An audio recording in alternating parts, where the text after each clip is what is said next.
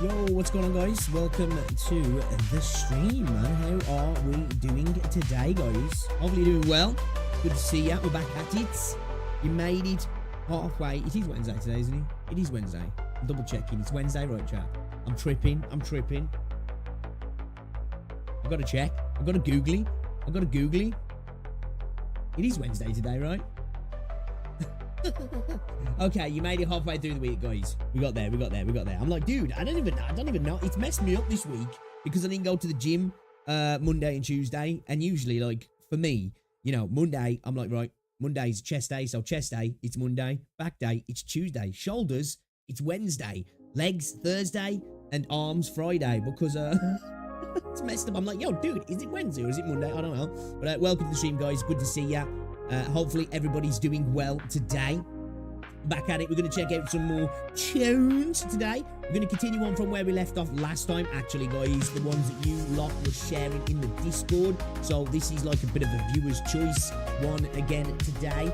I forgot where we got up to, actually. Let me just double check in the Discord. I did have to edit the stream last time, though, because the stream did get blocked. Not because of the Arknights music, it was because of that one that Neo asked us to listen to from the anime. I forgot which anime it was now. But that got us blocked by Sony because Sony suck. But we did get claimed on one of the Arknights songs as well, actually. So just an FYI for people who do, you know, you might suggest it to other streamers and stuff. The Stanchen, I think it was Stanchen, yeah. I'm pretty sure I got claimed on that one as well. So yeah, just an FYI, that one for some reason got claimed also. But yeah, we're good. Just cut them out at the end of the stream. It doesn't really matter really if we get claimed. As long as it's not like a crap ton, you know? As long as it's not like multiple songs, we can always cut them out at the end of the stream. Like YouTube's got a little nicer editing system now that you can just chop it out. Sometimes it's actually quite good. You can mute the music without muting the voice, but it sounds like you're underwater sometimes. Like sometimes it's just but anyway, welcome. Yo, Dustin, what's going on? Leo, how's it going, dude? Isaac, welcome to the stream. Danny, nice leg days and all chicken legs in this house, right? Yeah, I think that's the one. What it was, Leo? Yeah, it got us hit. Sony blocked it in like a bunch of countries. So yeah, people were commenting on the stream afterwards saying, "Oh, it's been blocked. I'm having to watch it with a VPN." So yeah, it takes a while now. Like YouTube can take up to like sometimes up to 2 hours to get the editing done. So it took a little bit while, but yeah, we got it done in the end. But how are we doing anyway, though, guys? It's good to see ya. Welcome back. We're back at it, man. We're back at it. Just an FYI as well. Saturday, guys, we are going to be checking out the concert. I'm actually really looking forward to it as well. It should be good. Rosie's joining us as well. She was supposed to be going down the caravan with her mom and dad this weekend because, like, you know, obviously she just wanted to spend a bit of time with mom and dad, but they've had a leak at the caravan, I think. So we're having to get that sorted. So, like, she's not going down this weekend. So, yeah, she's going to join us, guys, Saturday. I think at 12:30. We'll probably do it the normal time, maybe half an hour earlier, whatever. I'll set the event up tonight, so you've got it up ready for a few days earlier. So now there's some people who really want to watch the concerts along with us, so we'll have that set up so you'll know exactly when it goes live because of time zones. It's all good me saying, yeah, I'm going to be live at this particular time, and then, you know, different time zones, people are like, wait a minute, what's that for me? So yeah, it'll be 12:30 GMT, but I will set the event up later on, so it'll be ready to go, and you guys can just you know, be ready for it. Basically, if you want to come and join us, you're more than welcome to. I'm looking forward to it. Rose is actually excited as well. She's actually excited because she was saying to me like, oh, if I can't be here this weekend, can we like do it next weekend? Because I really want to join in as well. So tomorrow. Probably, well, yeah, tomorrow, yeah, I can do it tomorrow. Tomorrow, I'm going to do a couple of tests and get you know, Discord all set up and everything. Because I use 2 PCs. I've got my streaming PC and my gaming PC, and all my audio is routed through my streaming PC. So I'm going to see what I need to do there, whether I can have the audio going through my streaming PC or just set up my second mic, because I do have another mic somewhere. It doesn't sound great, but you guys don't have to hear it, so it doesn't really matter. And then Rosie will join us in Discord, and I'll share the screen with her, so she can watch it. So if we need to pause for any reason, she's not continuing on watching it kind of thing, you know what I mean? Because if we both watch it at the same time, if I'm there pausing, chatting to you guys because you're like mentioning things and I'm asking questions and she's just watching it, it's gonna kind of mess it up, isn't it? So that way she can, like, you know, she gets the feed from me as well. So if we quickly pause it, you know, it's all good. Yeah, we're talking about the concert, TMF. What's going on, boy? Love, welcome to the stream. She's doing good, actually. She's doing good. We went to the hospital, and it was just a consultation. We thought she was going to get the mole removed at the hospital, but they were like, nah, just a consultation. The doctor had a look at it. She was like, I'm 99% sure there's nothing to worry about with this, but we'll just get it off just in case. So, yeah, now she's just got to wait. Hopefully it happens soon, because obviously we're going on holiday in 11 weeks. And she doesn't really want to be having like stitches when we're on holiday, so hopefully it happens soon. But yeah, it was. I was happy to hear that. She's a bit annoyed because she wanted to get it done, but I'm just happy that the doctor was like, yeah, it looks fine, really. Because obviously there's always the worry with moles. There can be something a little bit more nefarious, can't they? So, yeah.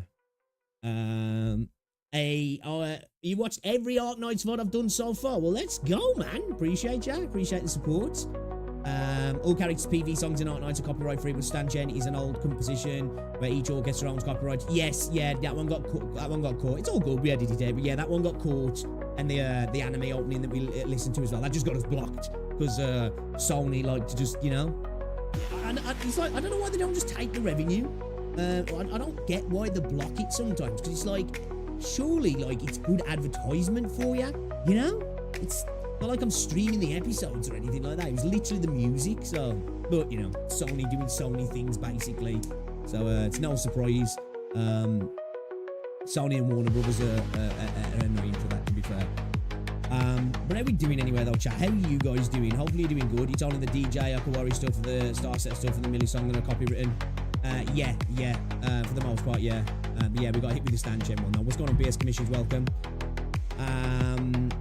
After Sony moved their HQ to California, everything changed, so it's sold over. Yeah, Sony are rough sometimes and stuff like that. They're one of the ones that, because there are some companies out there that will just claim the stuff, and if I don't want to edit it out and I'm not really bothered about the revenue, I'll just leave it in. I'm like, whatever, you know, you can have a couple of pence off that video, I guess. But it's just like, why are you going to block it, man? You know, why? Like, it doesn't serve any purpose. It doesn't benefit you as a company, your product at all. You know, it's not like somebody's going to go, oh, I couldn't watch that video, so let's go watch the anime. You know, it's stupid, man. Stupid, but it is what it is, I guess. It is what it is.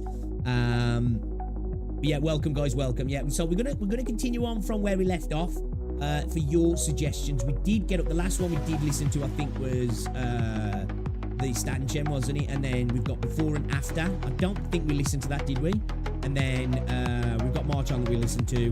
So then Before and After, and then on to And Yet It Wanes, and then we've got a bunch of others to listen to as well, guys. So we'll listen to some of them and get into the game as well, because I do want to crack on with the event also. We've been slacking. I'm not too stressing about, like, worrying about getting through everything in the event, though, because I know I'm already getting cock blocked, basically. So I know I'm not probably going to clear the event. So I'm not stressing too much. I've been enjoying the event, though. I have been enjoying it. Hopefully you guys have been enjoying the streams as well when we've been playing it also. I got back into Throne and Liberty as well last night. Yo, he's wild, man. Got to a cutscene, yeah, where we met this dude. Well, I'd say dude, he was a kid. He was like about 13. And like the voice actor that chose is just clearly like a 35-year-old bloke. it's like, it's so weird listening to him talk.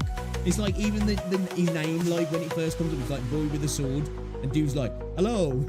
It's like, what the hell, man? Isn't the background music a bit too loud? I don't know, is it? Let me bring it down a little bit if it is. It's not for me, but it might be for you. I'll bring it down a little bit though if it's too loud. Is it too loud? Is it too loud? Yeah, guys, yo, if you're watching on YouTube, be sure to drop a like on the stream. I did upload a video a little bit earlier on as well. If you want to check it out, it was just the reaction to Into Ash, which I must admit, I really, really do like that song. I've listened to it a few more times, and it's growing on me more. Like, you know, it is a true song of, like, you know, it's depression, really, isn't it? You know, it's the song of a person going through shit, and I really like it, man. It hits. And I've got a couple of others that we're going to get uploaded over the next couple of days as well for the reactions. I just need to make thumbnails for them. So yeah, look out for those as well. If you didn't, I'll just put them up anyway, just in case people didn't get a chance to get into the streams and stuff. And at the minute, like, it's content for me at the moment, because at the minute there's really nothing going on that's like crazy in the gacha space in terms of like cool content and updates and characters and stuff and modes to really talk about that's like interesting to me, at least anyway. And I don't really want to just moan about Genshin like a lot of other content creators do, or get into PvP with other creators. So it's been, you know, Arknights music and skins. We're going to do more skin reviews as well. It's been like a nice pleasant addition to the content for me personally. Yo, Jerry, what's going on, dude? Welcome to the stream. Doing the stages, just mats and store currency, selling more mats. Settling to Ash, my beloved song. You got Seige, so you did the most important part. Yeah, I'm just glad I got Seige. I was happy I was able to clear that. Everything now is just a bonus, really. And then, you know, back to the normal game once the event's open and ended, and just continuing to learn the game, really. I'm really looking forward to just experiencing the rest of the game, if I'm honest. I can't wait to get back to it. And don't force yourself trying to beat the event, just try to claim the event. Yeah, it's pretty much all I'm doing, really. I'm not stressing about it. Obviously, I'm new to the game.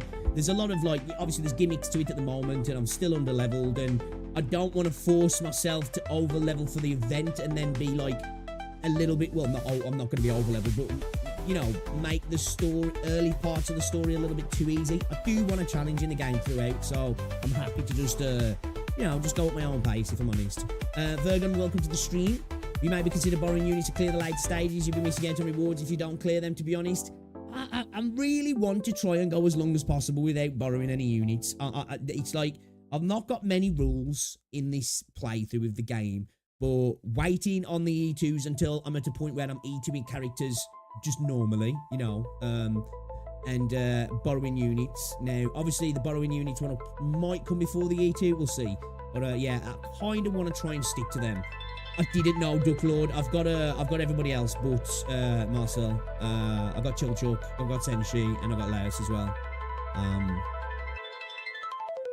But yeah, Settling to Ash was a banger. I must admit, real banger. Really, really enjoyed it, actually. So yeah, no, we didn't get Marcel, unfortunately. We might have a couple more dabbles and see what happens. But I kind of, like, people have been talking about the Lappy Altar that's coming, and I'm like, that sounds good, man. That sounds good. I think I might try and save for that, maybe. What's going on, Mr. Demar? In EX stages, you can borrow cores, no purpose for replaying them just to get the OP. I suppose, yeah. In the grand scheme of things, the rewards and shop items is obtained and Lenotonics at the event unit and their dupes. Yeah, that's what I'm thinking about. It's just mats that, like, at the moment, I'm not, like, stressing about. I'm still early in the game, so I've got plenty of stuff coming. Well, I'm assuming now, if it's like any other gacha game or any game in general, I've got plenty of stuff coming for me over the coming stages that's going to be fine for leveling my account. So, like, you know, it's not like I'm at a point where I'm like, I've got to grab every little bit that I can get, because I'm a bit more advanced in the game, and, you know, pickings are slim. I usually just borrow units when playing IS to play test them without shame. Yeah, like say, when I get a bit further into the game, yeah, rags, I'll do that. I used to do it all the time in Star Rail, you know? Especially if it was content where I was just like, I just want to speed run through this and I can't be arsed, I'd borrow somebody's insane unit, fuck it.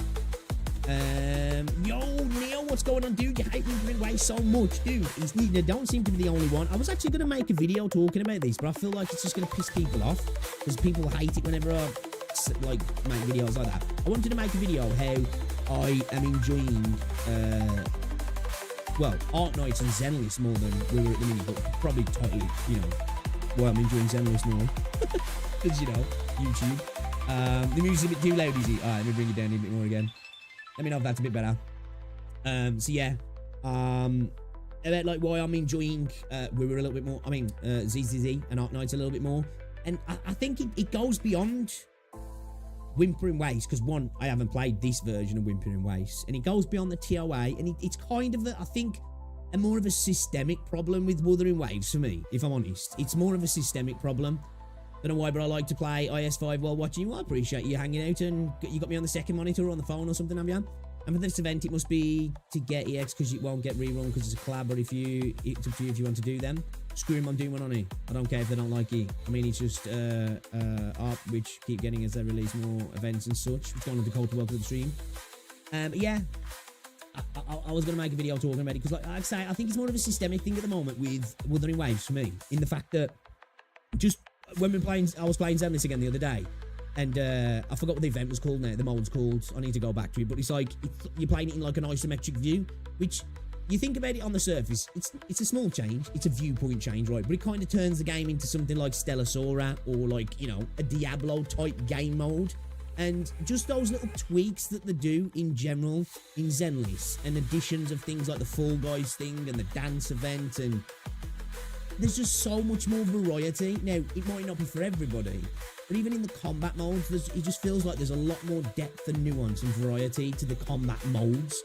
And I think Wuthering Waves is really lacking that at the moment. Everything just seems to be, you know, it's chicken and chips, and then it's chicken and chips with some ketchup, and then it's chicken and chips with some barbecue sauce, and then it's chicken and chips with a bit of vinegar, then it's chicken and chips with some mayo, you know what I mean? And then it's chicken and chips with sweet and sour sauce, but it's always chicken and chips, if that's a good analogy, if that makes sense.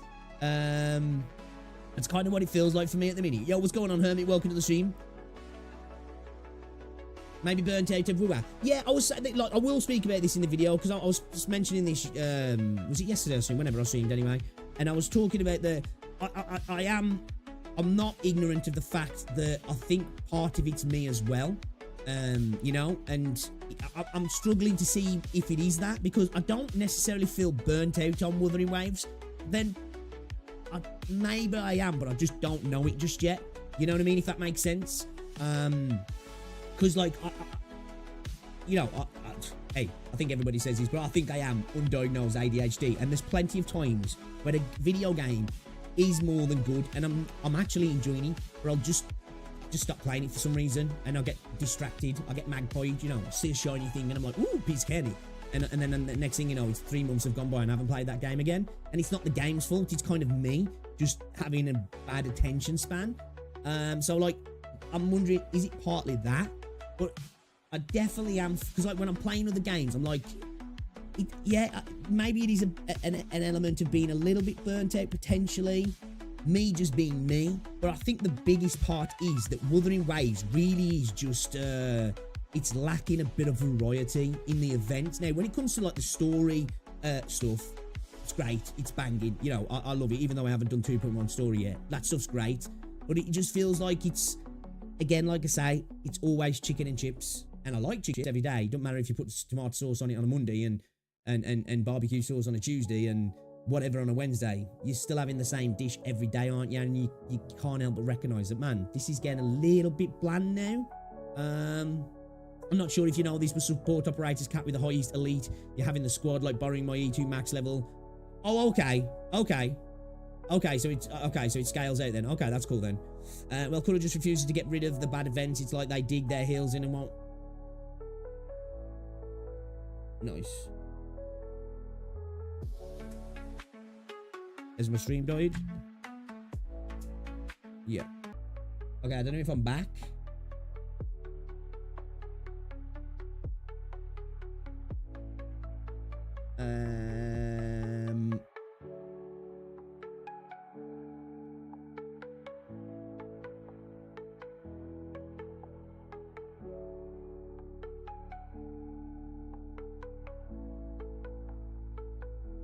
If that goes through, I don't know if I'm back. Am I back? No. I think I'm down. Am I back? I'm down. It's up. It's down. It's up. It's down. Am I back? It's back up now. Okay. Yeah. No, it's dropped again. Now it's back up. OBS just keeps disconnecting and reconnecting. Okay, I'm not dropping frames now at least. I don't know what happened. I'm guessing it was my net. Can you guys still hear me? It's okay now. Okay. Yeah, my net just freaked out.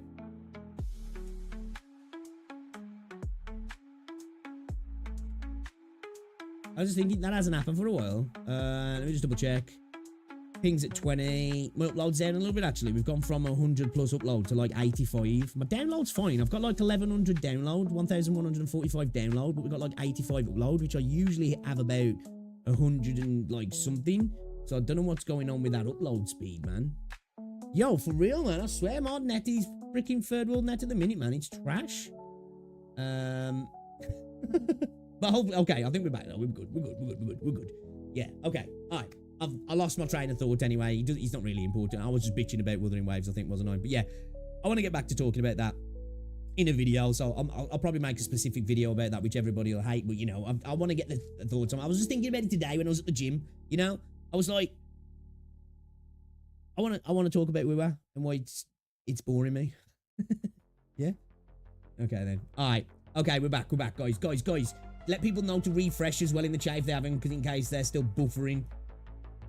As well, guys, if you haven't already, drop a like on the stream. It's appreciated, man. Let's get this going. What's going on, SEAEA? Welcome to the stream as well. Shout out to everybody in the chat, guys. Appreciate you stopping by as well. What's going on, Min Mamu? My problem with Force Cam event in ZZZ is that I usually like to sculpt out of what Father Emmons doing. Yeah, agrees. Yeah, that is fair. Like, don't get me wrong. I agree as well with that, Min Mamu. That, like, I'm not, like, I don't think that's, like, the definition of, a top-tier event. It's like, just like you say, though, it's that variety, isn't it? And I've said this before, what I want from Wuthering Waves. Just have the creativity and take the risk to create an event that might suck, but it's different. At the minute, it just feels like we're getting shades of grey in WoW. I'd like something that's just like, okay, that was a terrible event, but I'll get where you were going. I'll get where you were going there. Dude, a couple of stitches out last night. So much better now. Oh, nice. Well, you did that yourself, did you? Oh, shit. Metal with your fucking teeth and that, bro. You are pulling your own teeth and cutting your own stitches. That's wild. Don't know why, but we were devs kind of bad at making good and enjoyable endgame content. For now, only Phantom Hologram I enjoy the most. Yeah, man, it's all about the holograms for me as well. Welcome to the stream as well, Chocolate. What's going on? Kentamza 1013. Yeah, I agree. I think they're leaning to a type of combat fundamentally for me that just doesn't suit the core values of what Wuthering Wave represents personally. You know, and like I say, I don't even want like insane changes. I just want something different. I do.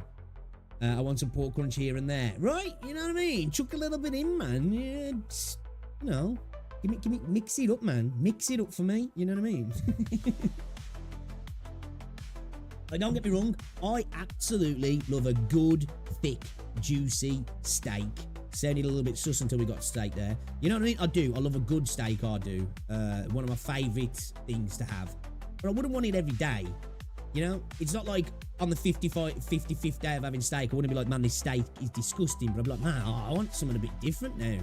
And that's just what Wuthering Waves is for me. It's a fine dish, but it's a fine dish that I'm having every single day. You know, it never really changes. And I think fundamentally that's my crux of the problem when it comes to WoW. But anyway, I do it out of necessity. Trust me, I'm a huge sissy. Yeah, but still. See, I'm looking forward to Saturday, chat. I'm looking forward to it, man. All right, let me get switch scenes a second here. Hold on a second. Let me get OBS up so you guys can actually see stuff when we get started. Okay, there we go. Let's switch over here. I'm gonna move this off because for some reason YouTube thinks this is naughty and blocks the videos or takes the ads off for some fucking weird reason. I don't know why. Let me get that out of the way. Okay, let's see you guys. What's going on, Kneecap? Just got here about to do some IS5. Nice. I lost my 50-50 on health. I'm really curious on how you'll react to the Babel story. I can't wait to get to it, to be fair. I think it's more like a gum sweet at first, and the more you chew, it's coming bland. I don't know. Yeah. Kind of. Like, of course, I think the more you play anything and the more you ingest or engage with a particular content, food, whatever it be, music, you know, films, series, you know, the more you do something, the less it shines, right? Of course. But some things just have that ability to shine brightly for a long period of time, don't they? I think sometimes, you know, just slight twists here and there, or even like decent twists can switch it up a little bit, can't they? I did watch a video on Babel's story, but like obviously it was a bit of an overview, wasn't it? Really, so I can't wait to get into it if I'm honest. And plus, you guys know me. I forgot half of what was in that video. I'm not gonna lie. Yeah, eating your fave dish once or twice or even thrice a week is alright. Eating every day and you get bored real quick, for real. Doing reactions in order of React Smash or taking requests from chat. Well, I'm gonna go through the ones that was in React Smash at first, but we can always switch it up and go from some from chat as well, T. Yes, I did primary. We watched the ambient syntheses, yeah. Saturday, my guy, Saturday. We're going to be watching the concert live Saturday, guys. Rosie's going to be joining me as well. I did post a post on the channel. If you want to go and like it as well, just so more people see. To be fair, I don't think actually, you know, when it comes to posts, does anybody know that the more people that like them and interact with them, do they come in people's mobile feeds more, or do they just come up wherever? Because I don't really know exactly. But yeah, if you want, go like it and comment on it anyway. Might push it out to more people. We're going to be doing it Saturday, guys. Okay, Rosie's going to be joining us as well. I'm going to test out the Discord tomorrow, so I'll share the screen through Discord with Rosie, and then yeah, man, we'll be doing that Saturday. I'm really looking forward to it. No, not today, Alex. Saturday. Rosie's gonna join me. I think it should work like videos. Yeah, I don't know. I ain't too sure exactly how it works, if I'm honest, but it would make sense if it did. I've just come to the realization that Kuro can't do good endgame content. It is kind of lacking, isn't he? It is kind of lacking. Like, I wouldn't go personally go as far to say I don't think they can. I don't think the desire's there. And I think there's part of Kuro that, I don't know if it's an excuse or it is a genuine worry from them, that Hoyo had the same argument for a while. They didn't want to step up the endgame content because they said that they think it would cause anxiety, which I think was terrible wording, but I think they were just worried it was going to alienate parts of the player base potentially. And I think that's part of what's happening with Kuro. I honestly do. Yeah, go with the t-shirt today, man. We're going with the t-shirt. I think they come up more if you want watch content from. Yeah, it's probably true. Yeah, yeah, that's a good point. Yeah, it just came up in your notifications. Hey, let's go. Yeah, I'll just put that up there. So I'll set the event up tonight. It's not going to be till Saturday, but I thought I'd set it up early because there's a lot of people been wanting me to watch it, and you know, and I think there's a lot of people who probably just want to watch it again. So I'll set it up so you guys know when it's going live, so you can get ready for it if you can, and then you'll just know that it's on Saturday. So if you want to watch the VOD afterwards, you can watch the VOD afterwards. We're endgame sucks. I wouldn't go as far to say it sucks. I just think it's lacking, personally. I think the Terror of Adversity kind of blows, personally, if you ask me. And the best part of the game that just, like, I think needs more attention is the Depths of Elusive Realms. Yo, Eru, thank you very much for the sub. Appreciate you. Genshin had exploration in endgame, though. Can't say Kuro does the same. What's going on, Easy? Welcome to the stream. Anxiety, first time. Maggie did a pretty good video on We Are. She had insights I didn't realise. I was watching a little bit of that earlier. It was in my second monitor, but I was doing other stuff, so I didn't really pay attention. Yeah, I don't think anybody really likes this new Whimpering Wastes, which is ironic for the name, because it didn't come in with a bang. It came in with a fucking whimper, didn't it, chat? So yeah, like, it's kind of wild how hard they've dropped the ball with it, if I'm honest. What's going on, Pokem's? Welcome to the stream. What's going on, Ragey? Welcome, just in time. And of course, you know, it's not unfixable. Like, it's not something like, ah, well, that's cooked. Or it's a bit of a big slip, if you ask me. I think because Kuro can't balance between hardcore and casual player in PGR, most players are hardcore. That's fair. You know, I'm not ignorant to the fact that it's probably really hard to get these things balanced. But we were talking about this the other day, and I think where a lot of gacha games mess up. Now, I might be wrong. They might have this stuff planned like ages prior and spend a lot of time. I think a lot of these games need to really focus on endgame drastically before the game launches. And what I mean by that is, I think initially, story's a big factor. Of course, right? And events and stuff. But you think about it, when you've got through the story, what's 90% of what you're doing in a gacha game or like an MMO? Endgame, right? And it feels like it's a secondary thought in a lot of games. It's not just gacha games that suffer with endgame problems.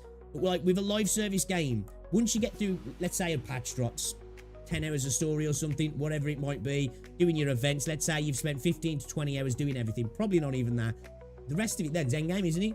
And I just feel like it's always a, it always feels like it's not taken with the importance that it needs to be taken with, and everything just feels a little bit, you know,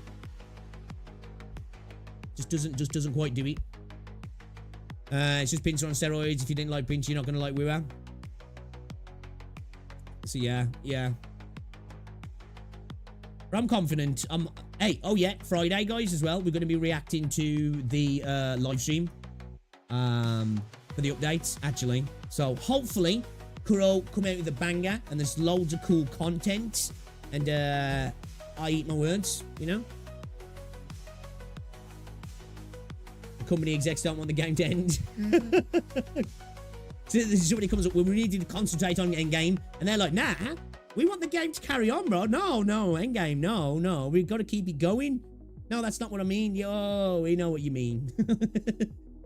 Endgame is what holds the patches together, especially when you get to the dead spots. Exactly, yeah, exactly. Every live service game, you know, endgame is incredibly important.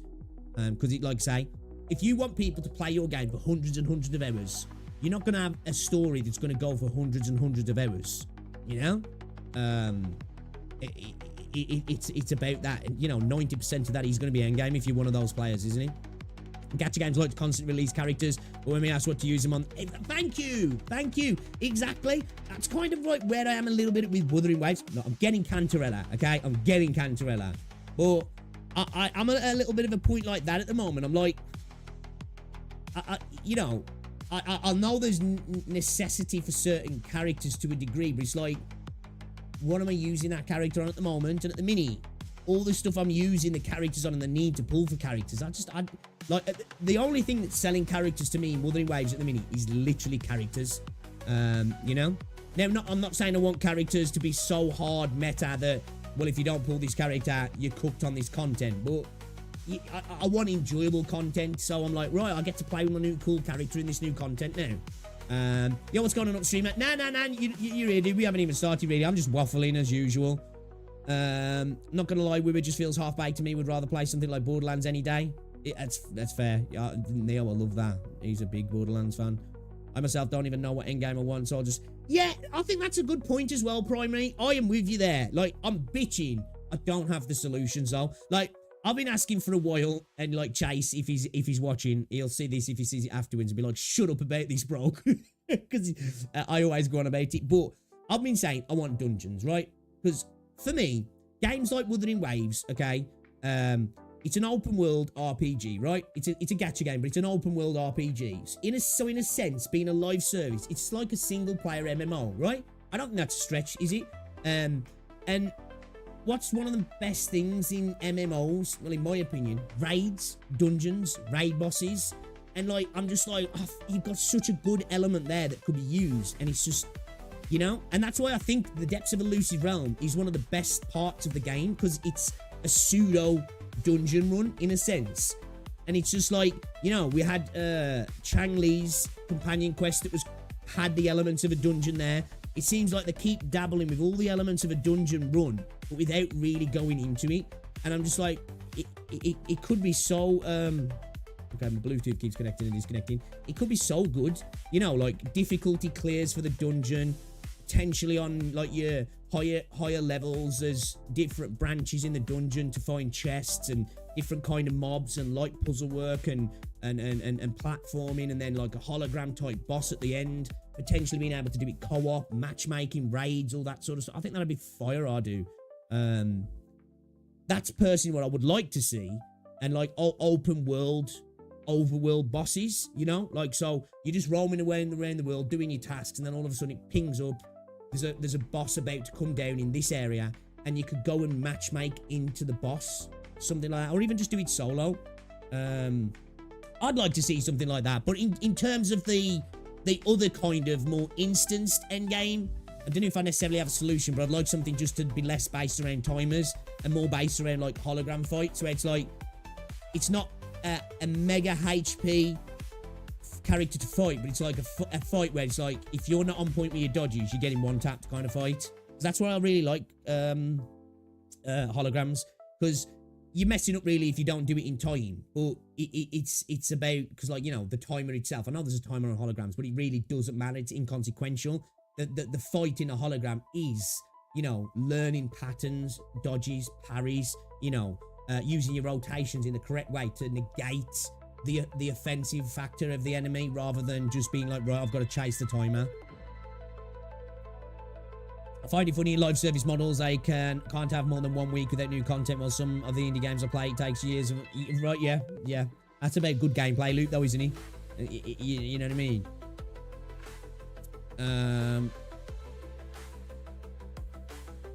That's fair, Alex. I think a lot of people, and like, don't get me wrong, this is why I'm looking forward to Ananta, but I'm not so bothered about Azure Premilia, because I don't necessarily need another open world gacha. I think this is why I really like Enfield, because it's doing all the things I want, but it's not doing the vast open world. You know, it's doing the self-contained semi-open world, and I think I'm aching for that. You know, I think that's why I've been really enjoying Zenless, because it's been more instance-based.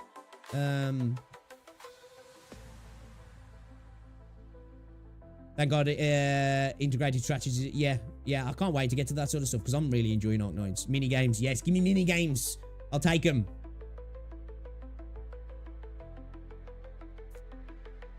Arknights said seasonal integrated strategies. It's the best endgame content for me. So much fun. Anxiety, remember, no can do, right? We don't want to stress people out, man. Like, we'd rather them be bored than stressed, you know? Not gonna lie, I probably have hundreds of hours in integrated strategies. Aether Gaze is gonna have something similar to Arknights. Yes, you know what? I've got to get back on Aether Gaze or Alex, because I really like Aether Gaze. I hate timer, same, yeah. Like, I don't always, like, it's not that, like, when I see a timer in a game, I'm like, oh. But when it feels like that is my main enemy in the fight, I don't like that. I'm just like, you know?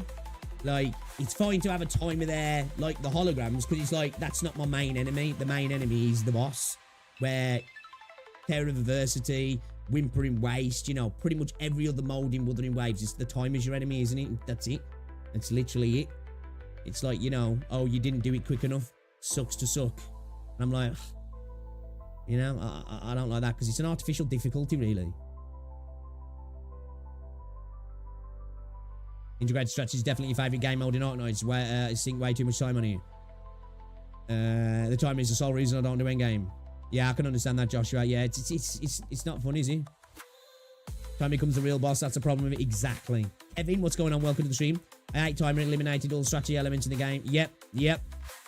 And like I said this, I understand that most gacha games need a DPS stat check at some point, because it's a way to get people to be like, well, I guess I got a level. I guess I need to vertically invest or horizontally invest with new characters. But when everything kind of becomes that, it's like, bro, come on, man, this is kind of a, you know? But yeah, I think it was expected with it being a Chinese game, but yeah, I agree. We can get up to no good though, apparently, and can get arrested, but not for like doing that sort of stuff. We're not going to be able to go and shoot up strip clubs anyway. Unfortunately.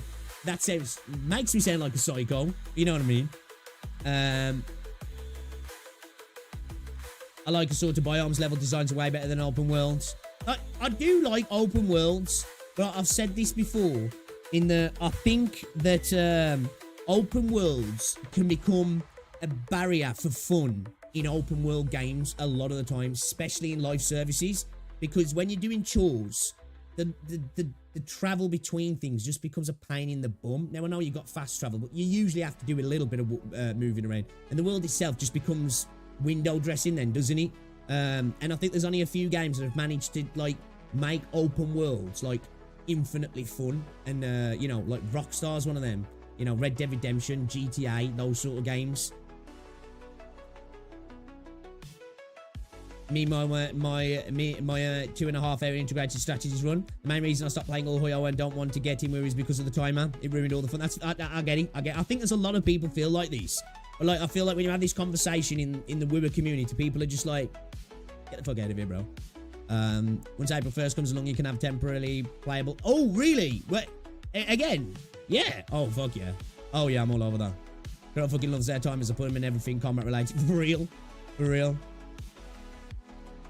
Those 80 timer. Yeah, yeah. I swear that's how the words in game development in a nutshell, innit? You know, there's like timers literally in the office. Like, get that work done. Beep, beep. They get a little timer to go on. Not gonna lie, might be a hot take, but I would consider integrated strategies, Hypergryph's magnum opus on peak game mode. I don't know if that is a hot take too, because I've seen a lot of people say that like integrated strategies is fucking sick. Oh really? Yeah, I need to get back into Aether Gazer. What's going on, Lucky? I wish integrated strategies would go a little crazy with its buffs and the likes. The peak you can achieve there is Golden Glow with 400 attack speed. Not really exciting compared to similar games. Feels like timers is just there to ask whether or not your characters exactly. Yeah, it's just a DPS check, it really. It's all it is. It's all it is. I'll spoil a little Arknights. There was only one boss that I can remember that has a timer and it's law related. It's so good. Yeah, like I say, I'm not against having timers here and there, you know, but it's when a main chunk of content is based around that. It's like, right, is this content difficult? Yes. Why? Well, get this. You've got 4 minutes to do it. Oh, okay. What about this mode? Is that difficult? Actually, this is even harder, right? You've got 4 minutes to do this, but the mobs act like bitches. Oh, okay. Do they attack me that much? No, that's the crux of it, right? It's to race against the timer. You know? I'm like, okay, bro. Okay. You know? Cool. New patches dropped in Aether Gazer recently, and Parvati and Brahma plus... Oh, really? Oh, shit. I've got to get back on it then, Alex. I've got to get back on it. Prepare for the Emperor Penguin event on April 1st. I'm all over that, Troy. I'm all over it. There are many bosses in Arknights at a time, but it's 10 minutes and most of them are in integrated strategies. There's also a more niche game mode called RA in Arknights. It's like a survival long-term game mode. Not a lot of people play it, but I think it has some cool stuff. Survival-like type. What was it, like a roguelike kind of thing or something? It's always for maxing attack speed with horning integrated strategies. IS makes me realise most gacha games are afraid of making an endgame where you can get overpowered. The only other example other than IS I can think of is the roguelike in HSR. Now, ever since I played Sekiro, I was a fan of level design and the paths to be and that has paths to big areas, which other paths lead into other areas way more than just yeah. There's, you know, the Dark Souls games do that really well as well, don't they? Like interconnected levels, you know, where there's like so many different ways to enter and exit places, and the interconnected design as well is interesting. That's why we were daily is good for open world. You just spend 240 wave planes and you're done with daily. Yeah. I don't mind the dailies in Wuthering Waves, to be fair. I can think of Syrian Undertide boss as a timer, which is the other paths to other areas. It's not seasonal. CC seasonal.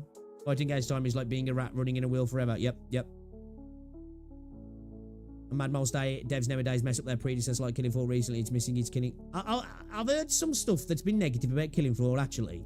And I like Killing Floor 2 as well, so I might have to check out Killing Floor 3, see what's going on.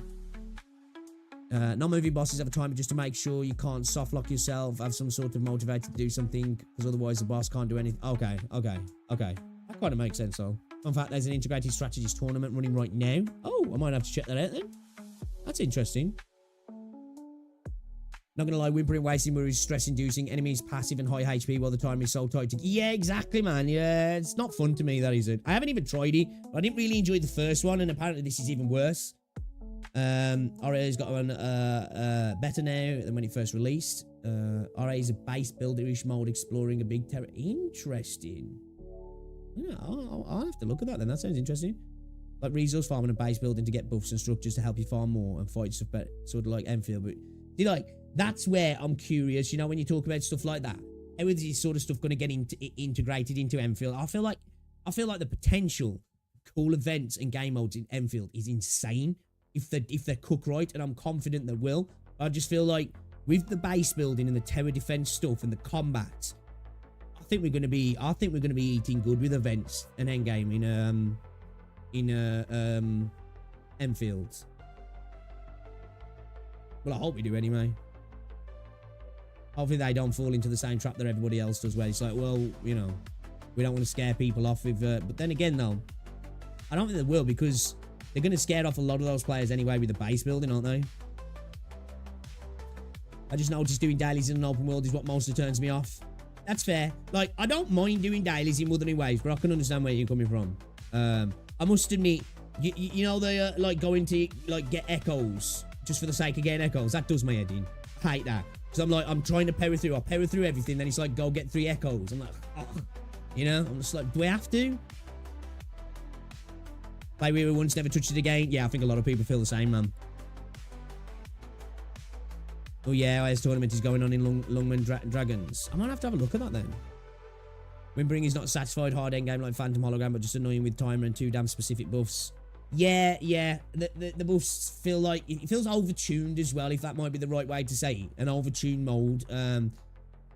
Which, like, I don't know if it's necessarily a meta-inducing mode, but it really reduces freedom, I feel, as well. You know? Get filtered is all I'll say. Yeah, I'm happy with that as well. If Enfield will have an endgame, then it's I'm sure there'll be one. I'm sure there'll be at least one.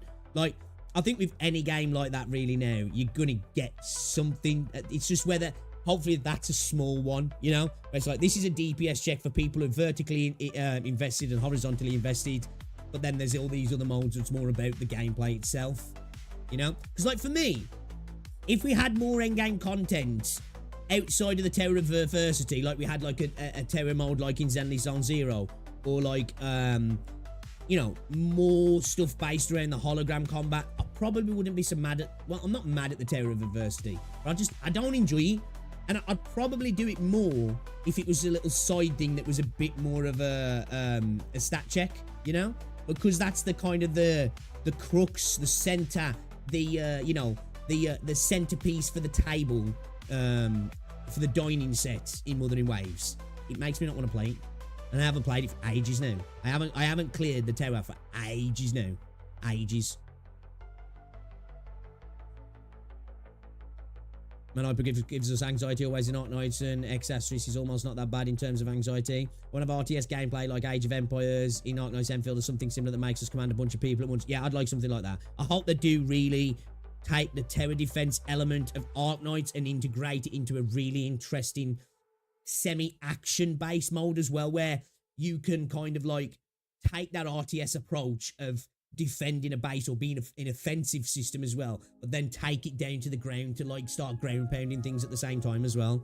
I think that'd be really interesting personally. I like hologram mode more because you still have enough time when you get many mistakes in rotation, etc. You still can clear it. Yeah, exactly. Yeah, it's all about like because like for me, the core crux of Wuthering Waves is fluid combat with a good parry system and good dodge systems. And then obviously you've got the synergy, you can Shirto, you Forte, all that sort of stuff for your teams linking together.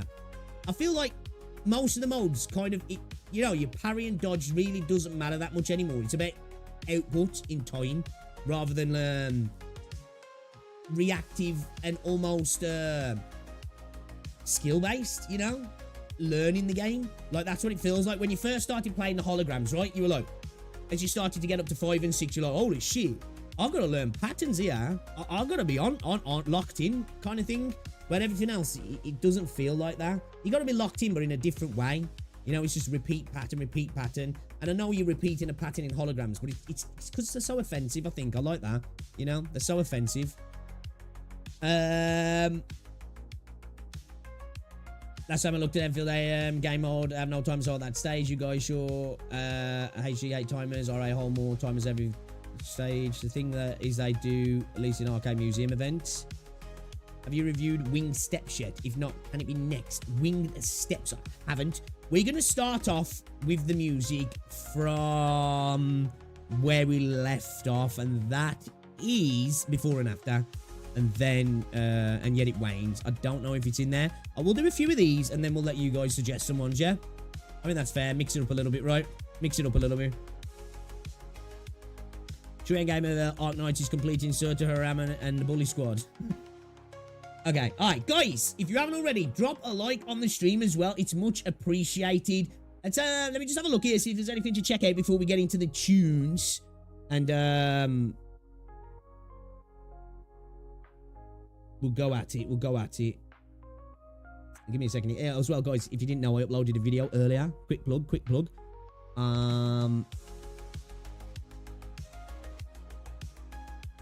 Playlists. Watch later. Watch later.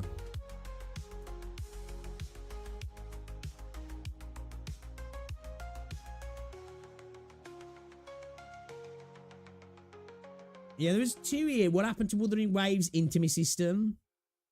Intimacy system, should I say. Wuthering Waves, Phoebe, and Brand EXE.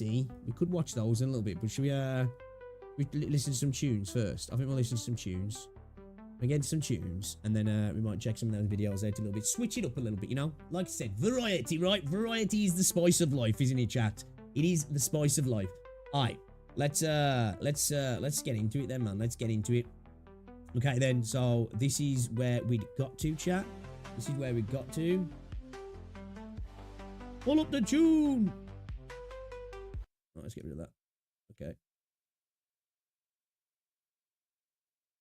Woohoo! Let's go.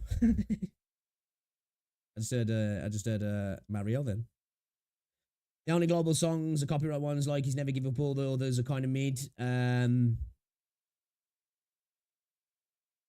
Yeah, I see Radiant in the least nice. Time.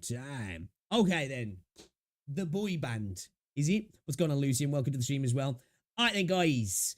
Let's continue on the journey into the depths. The depths. We're so far down the rabbit hole now. We've, like, fell out into a cave system. We hear dwarves mining, you know? We hear the drums in the deep almost. Like, we're like Mines of Moria depths now, chat. So let's get into this one then. Arknights EP, before and after. So far, the Arknights community has not let me down. Let's hope it continues.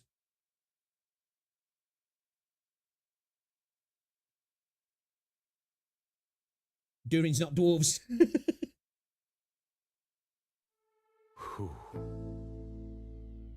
When I was young, Oh, okay, what's my this? old man told me we were one of the greatest countries in I'm not trying to get is dude trying to riz me up or something here, chat. What's going on, man? history. Lighthouses were built in ways our ancestors never could have imagined. Okay. We had ports and fleets in nearly every city. Is this And we Iberia? won a lot of wars. My dream was to be a sailor and explore the seas. But then that thing happened. Dad became quiet ever after. It destroyed everything. So you're talking about the seaboard? Looking back now, I realize how beautiful my childhood was. But it's like an old mixtape that was destined to break. Damn. But you just can't stop thinking about what if. What if?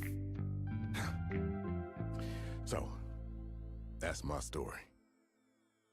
Now, Who's this dude doing the talking? Dude sounds like a great voice actor. what's yours? He means a profound silence.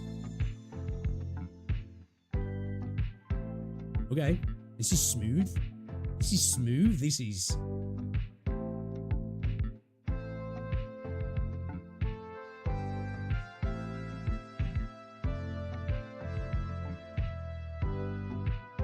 I've always known we were the envy of the world. I did not expect those vocals. I'm not gonna lie. I did not expect that.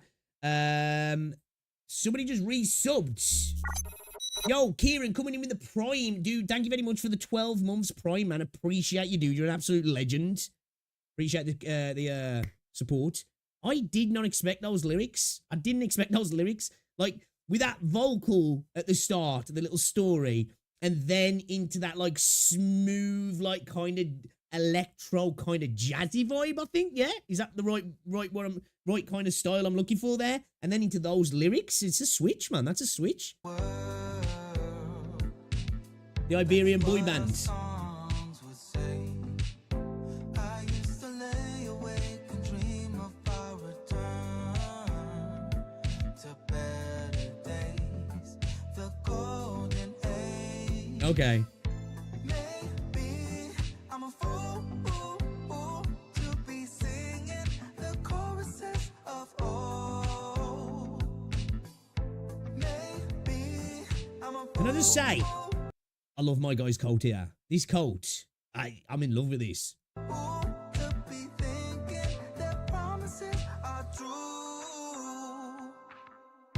I like how these two are in deep thoughts. These two are in super deep thoughts as well. He's just like, yeah, yeah.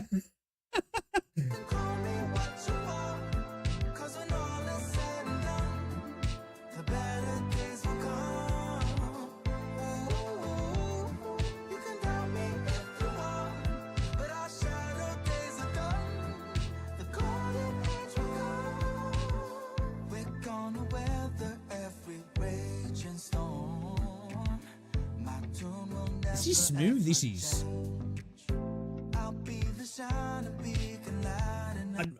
I'm liking the lyrics and I'm liking the vocals. I'd love to listen to this as just an instrumental, you know? This is a nice bit of background music, this is. It's chill.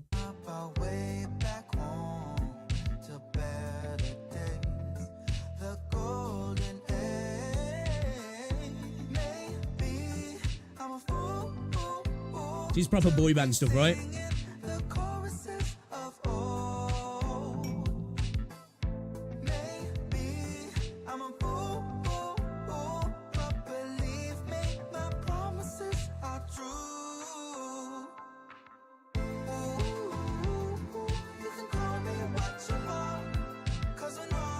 It's like a postcard. Will they though? Will they though, chat?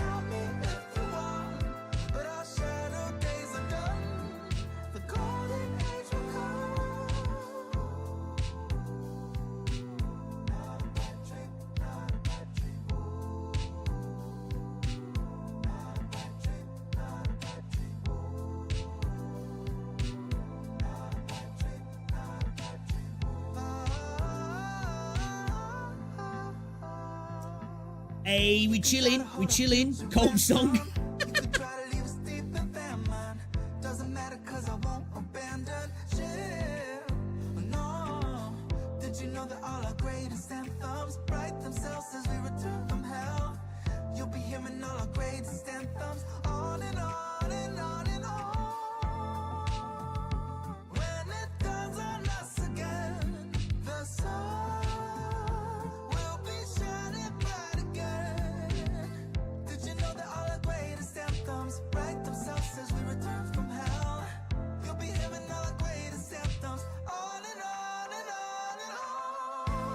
I don't know about that.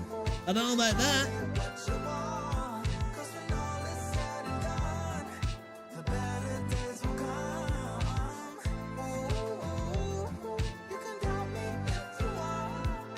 That is one thing I do really like about the EPs and that though, is the storytelling, you know, the references, the inferences to stuff that's happening within the greater world and stuff. Now, obviously, as I'm learning more about the game and playing the game as well, I'm starting to catch more of them here and there and what you tell me as well, which obviously at the start, you know, a lot of it's like, oh, you're hit with all these lyrics that are cool. But you're like, okay, I don't get the reference, you know what I mean? I don't get the point. I'm starting to get a little bit more now, and I like it, you know, it gives me a little bit more connection to the tunes.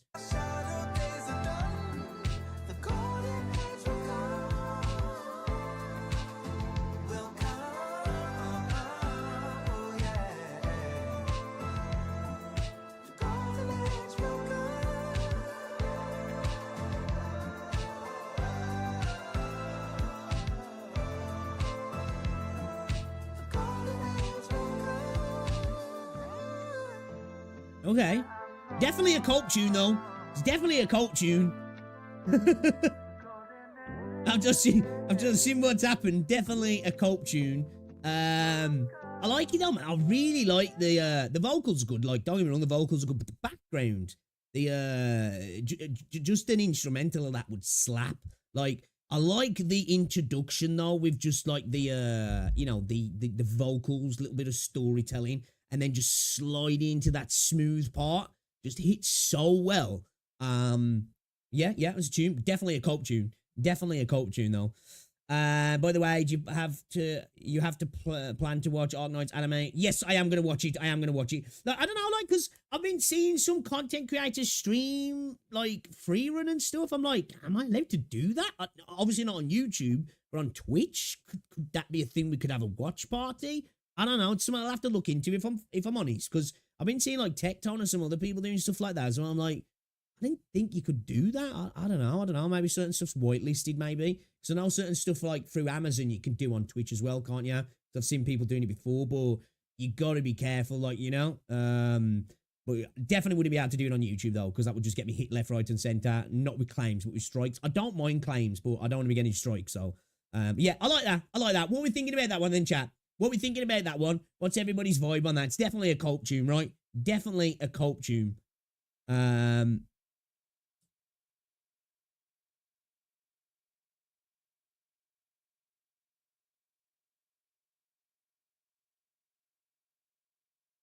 I will listen to this when I'm coping.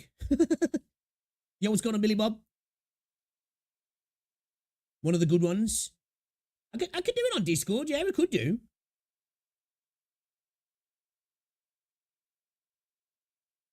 You shouldn't be allowed to do that from a logical POV. Yeah, like, I know with certain Amazon content with Twitch, because people, like, you know, I think there's stuff that's literally categorized on Twitch.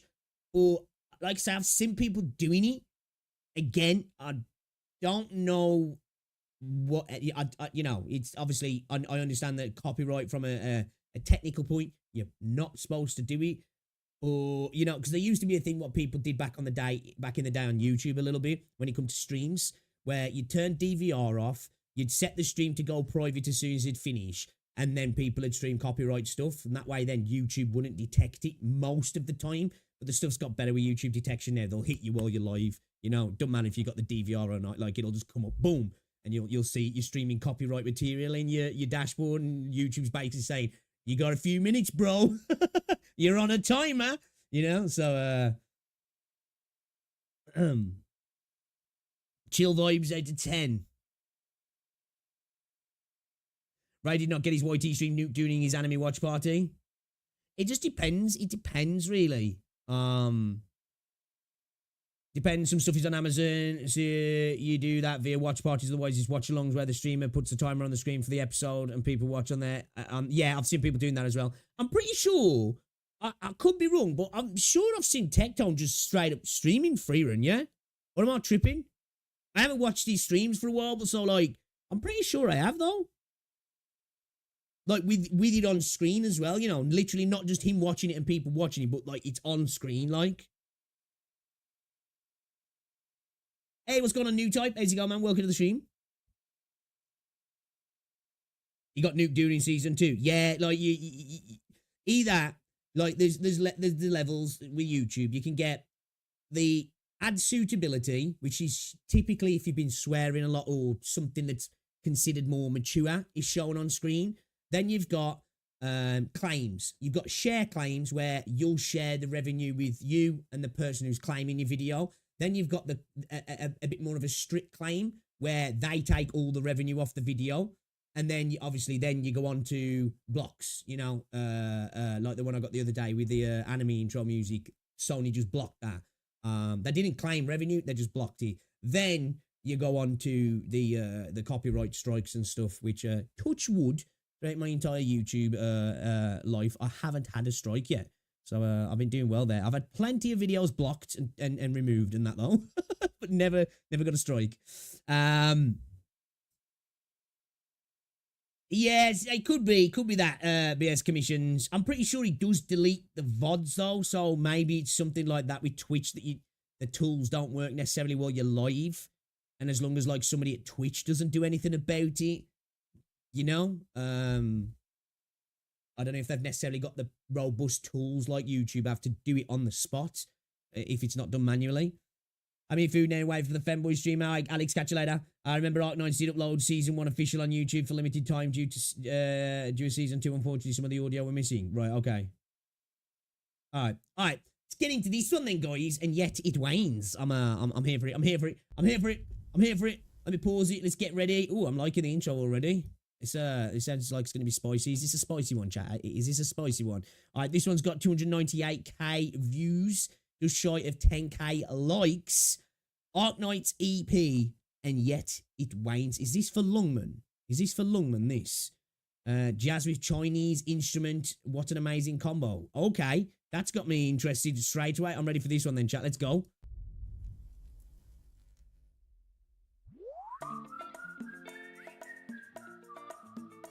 Okay. This already sounds like a bop.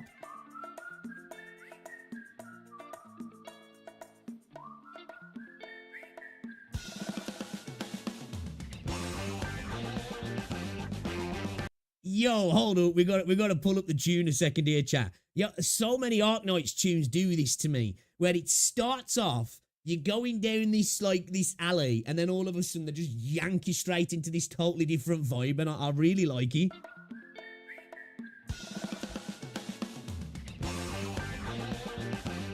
Okay.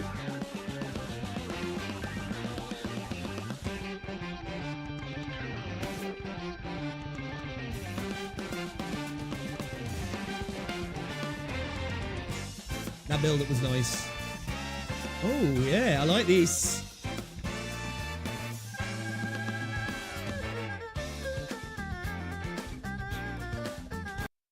Okay, that build-up into the jazz then followed up by the Chinese instruments there was pretty fire. The layers, kind of insane. I like this. I like this.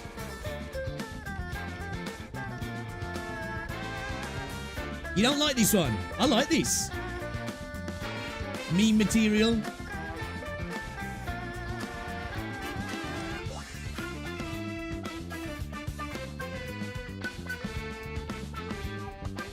This sounds like it feels like it'd fit. I don't know if you guys ever played a game called Fur Fighters. Like a lot of PlayStation 2 style, like cel-shaded 3D adventure platform games. This just feels like that'd be perfect background music for something like Spyro the Dragon or something.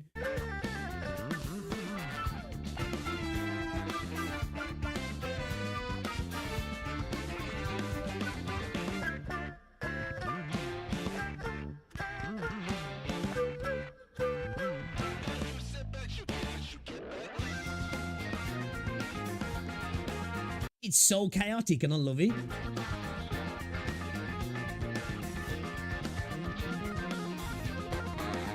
It's like all over the place, but it kind of comes together to work.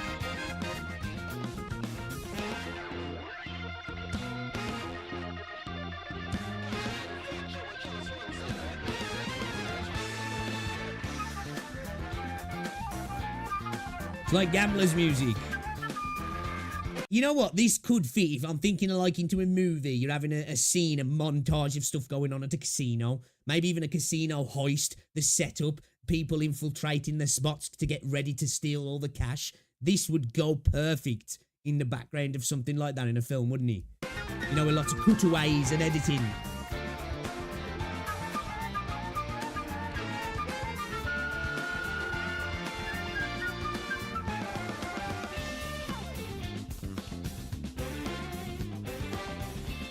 Ocean's 11? Nah, this is Lungman 11.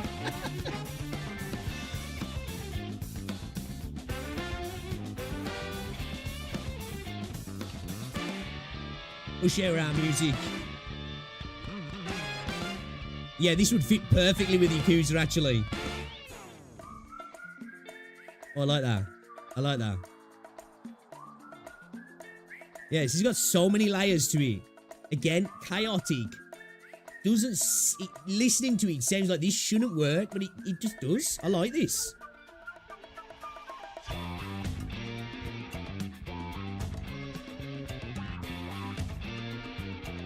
Jackie Chan old movies kind of vibes, definitely.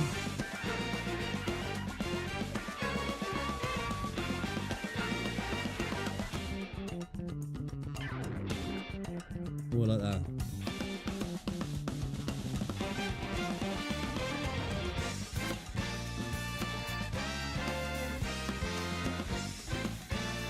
Oh, the light's going off.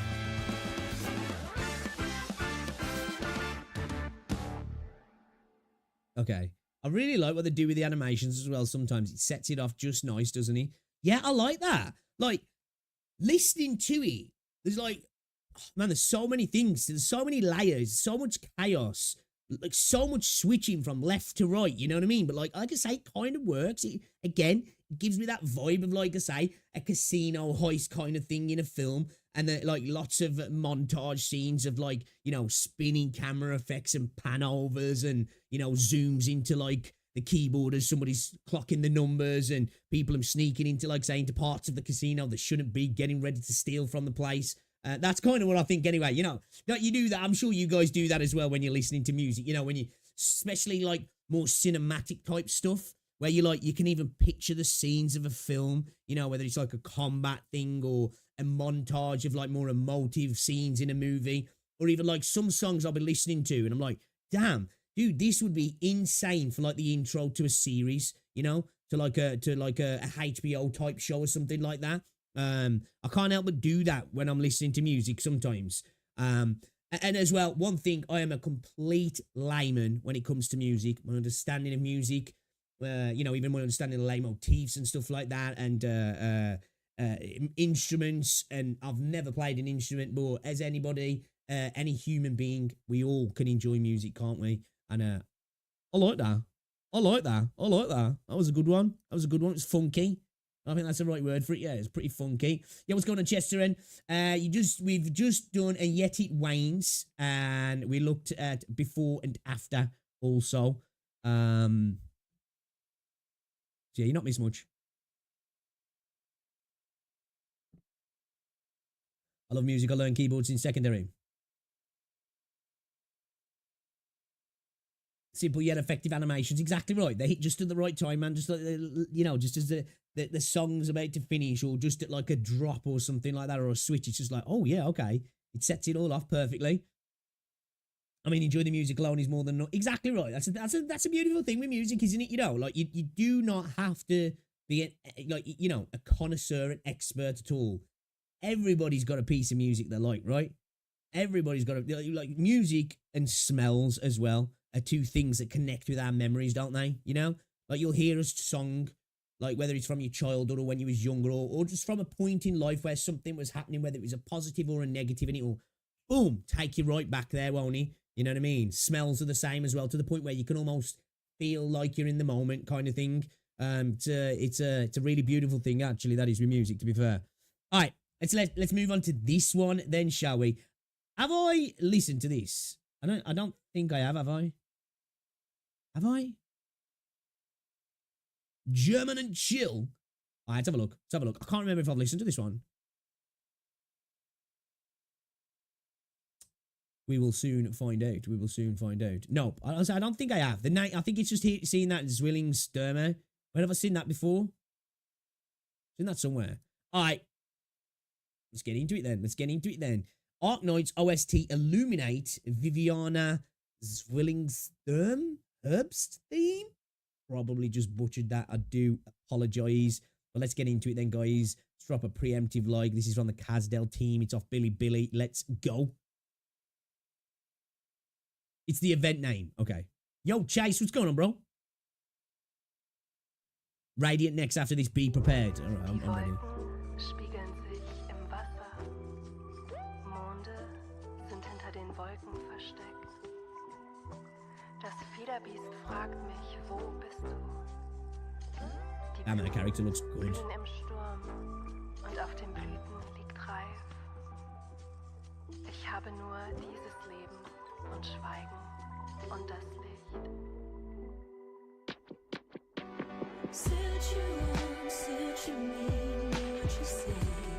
Ooh, okay. This is a vibe.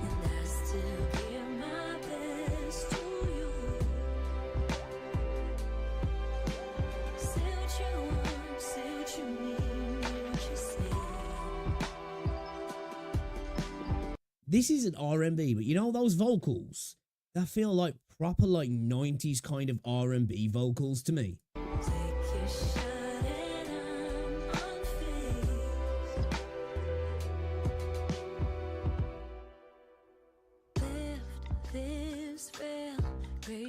Oh, that's cool. Oh, man, they stepped it up on the animation on this one. Holy cow. Yeah, it would have been cool to hear this in German, actually.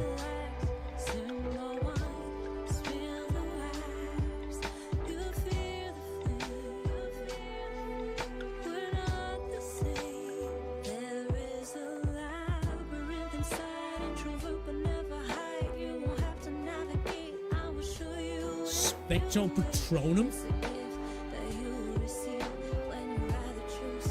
Guys, I love her outfit as well.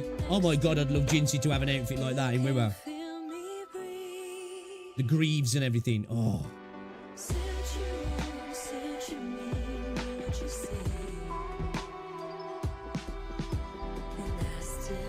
This is beautiful. This is beautiful. This is legit beautiful.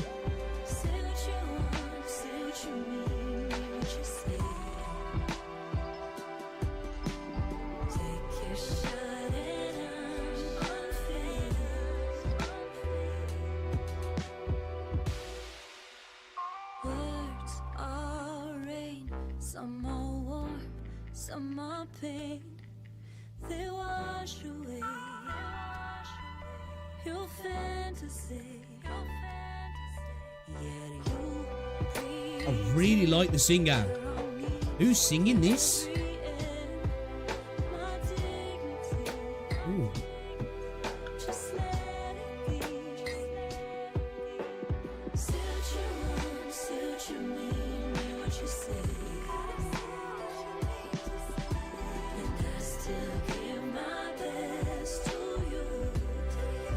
I swear you could change this with some proper 90s R&B and those lyrics would fit.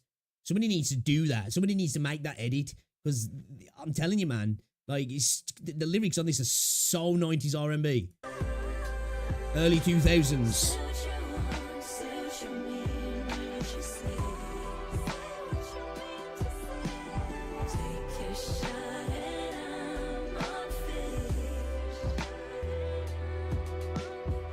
I think the artwork on this is some of the best as well that I've seen. It's gorgeous.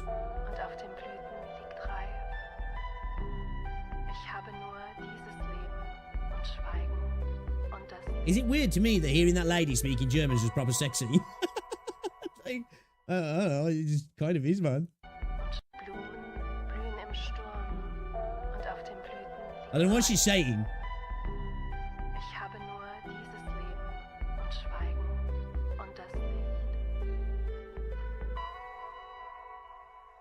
Okay, I really like that. I really like that. The singer's Moana Avenenti. I really like her. I want to see what other work she's done.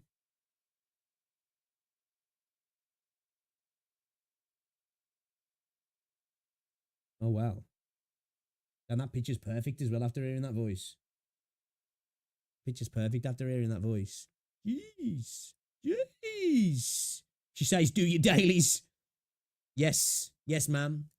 Yes, ma'am. That was good. That was really good. The artwork as well. This was some of the best artwork that they've done, in my opinion. I'm gonna switch to the reindeer, elk, deer. This is gorgeous.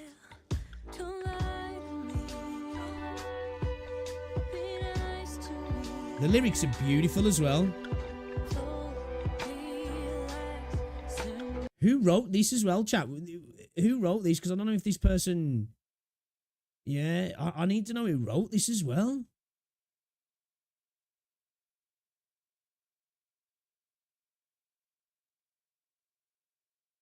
Viviana is also based on a region and the German VA is from a neighbouring city. I'm still salty I did not get her, and she's not a primal caster. Yeah, the artwork is gorgeous. Gorgeous. Yeah, I think it might be an elk, yeah. It looks like an elk. They look like elk antlers anyway. The character's gorgeous. So this right here is what I've been desiring for somebody like Jinsey.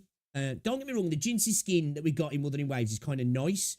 I'm hoping with this patch as well, we'll get some new skins announced. But I was kind of hoping we'd get like a Battle Maiden. Like, in my head, I was thinking of like Noelle from Genshin Impact. that I wanted to see like Jinsey with like greaves and, you know, breastplate, battle armor, ready for war kind of skin. That would have cooked so hard. Something like that for Jinsey would be so cool. So cool. But yeah, whoever wrote the lyrics to that, massive W. I really, really, really like the vocalist and the lyrics to that. Like the music's great as well, but like the lyrics and the vocals, fucking sick, chat. Absolutely. I really, really like the lyrics and the vocals in that. And I must admit, I like the German intro, outro as well for my own reasons. Yo, what's going on, Skybird? How's it going? Welcome to the stream. She's based on the European fallow deer. They have big antlers. Okay, there we go.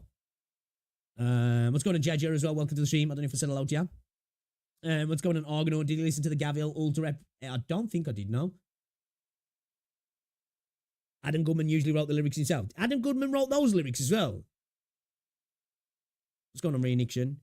Because if he did, like, dude, dude's got a... Obviously, he's talented, but, like, you know, the vibe switch to, like, the more stage, Broadway, Disney stuff that he does into stuff like that as well. That's talent. Am I a Jinsey stan? Yes. She's my favourite character in Wuthering Waves. She's my favourite character in Wuthering Waves. I like the way she plays, but I absolutely adore her as a character. I think she's my favourite character. Probably my three favourite characters in Wua are probably Jinsey, Cammy, and Carlotta. But like Jinsey, you know, I'm telling you, man, the white hair master race in anime, it cooks too much, chat. It just cooks too much, man. You know, it's too good. It's too good. He calls it leaning into his Disney side, but he can also do it the other way. Okay, yeah, okay, that's sick then. Yeah, dude's talented. Honestly, as well, I was a little bit like, you know, I'm no music connoisseur as you will. I like music. I like to listen to music and stuff. But like, I mean, in terms of like knowing, you know, all there is to know, knowing composers, writers, and all that sort of stuff, and being that educated on things. I was kind of excited when dude commented on my video. I was like, holy shit, it's the dude! It's the guy! You know? Which I know the dude is pretty, like, really down to earth and humble, but it was like, holy shit, man, dude fucking watched my video. That's insane. Alright then, should we get into this one then, guys, shall we? Should we get into this one? Do I see a world null? There, do I? Do I see a world null? Do I see a world null? Do I, chat? Do I? Adam, one of the other guys, Goodman, right? Hello as well, Laura. Don't know if I said hi, chat. Just curious, are you almost done listening to all of Arknights' music? I don't think so. Don't think so. There's loads. There's so much. Yeah, the composer interviews from Arknights Reactors are great. Yeah, I was kind of shocked. I was like, holy shit, dude, watch my videos, like my videos. I don't know, you know, I don't know shit about music. Dude stopped by and was like, thanks for listening to him. Like, shit, that's cool.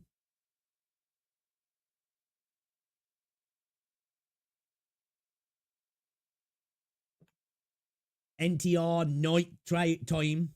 Should I say, sorry, trail. I nearly said trail then. NTR time. Well, I think you already listened to this one. I don't know. Have I? I'm sure I'll find out. Preemptive like. Let's get into it. Right, girl. We're ready. I'm already excited. Arknights EP Radiance. Let's go. NTR time. Don't hold my hand for this part. Full speed ahead. I know you noticed right from the start. This feels cinematic. We love a bit of nil.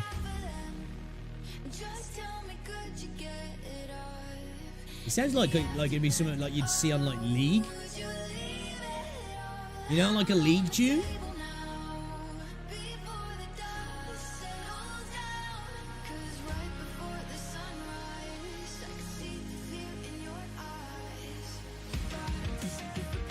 Bro, she looks so good, doesn't she?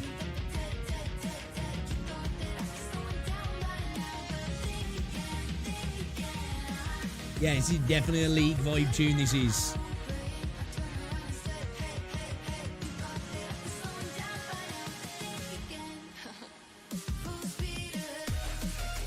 Oh, okay, let's go.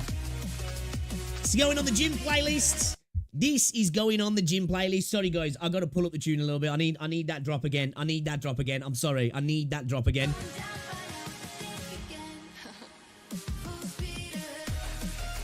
Okay.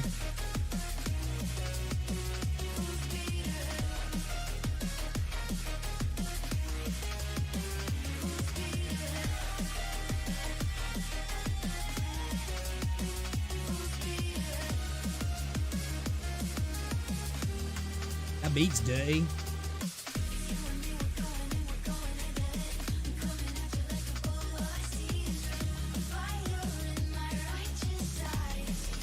Dude, even the video editing feels like it could be for League.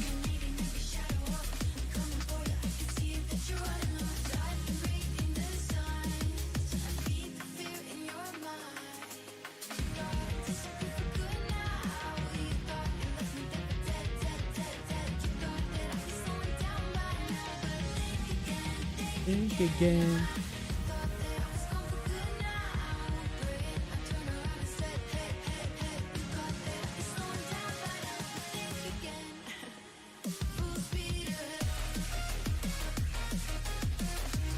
I like that. I like that. The drop's dirty.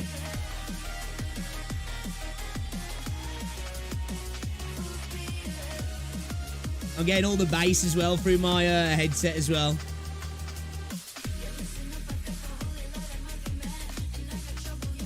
Bro, I need Nerl, man. I need her.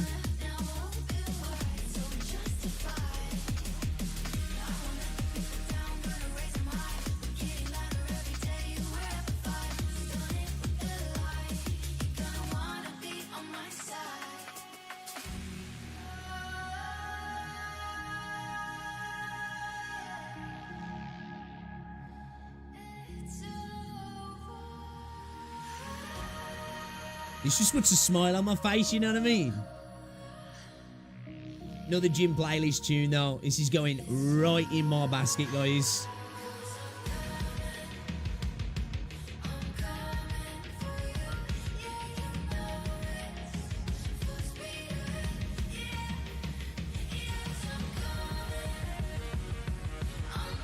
Character design's gorgeous.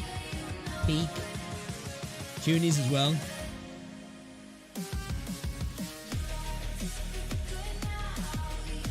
This is like, this is at that level, yeah. This would drop in a club and would go off. Everybody would be bouncing to this, you know? And I'm not even talking about people who know what the fuck Arknights is. I'm talking about just straight normie club. This drops, everybody's bouncing.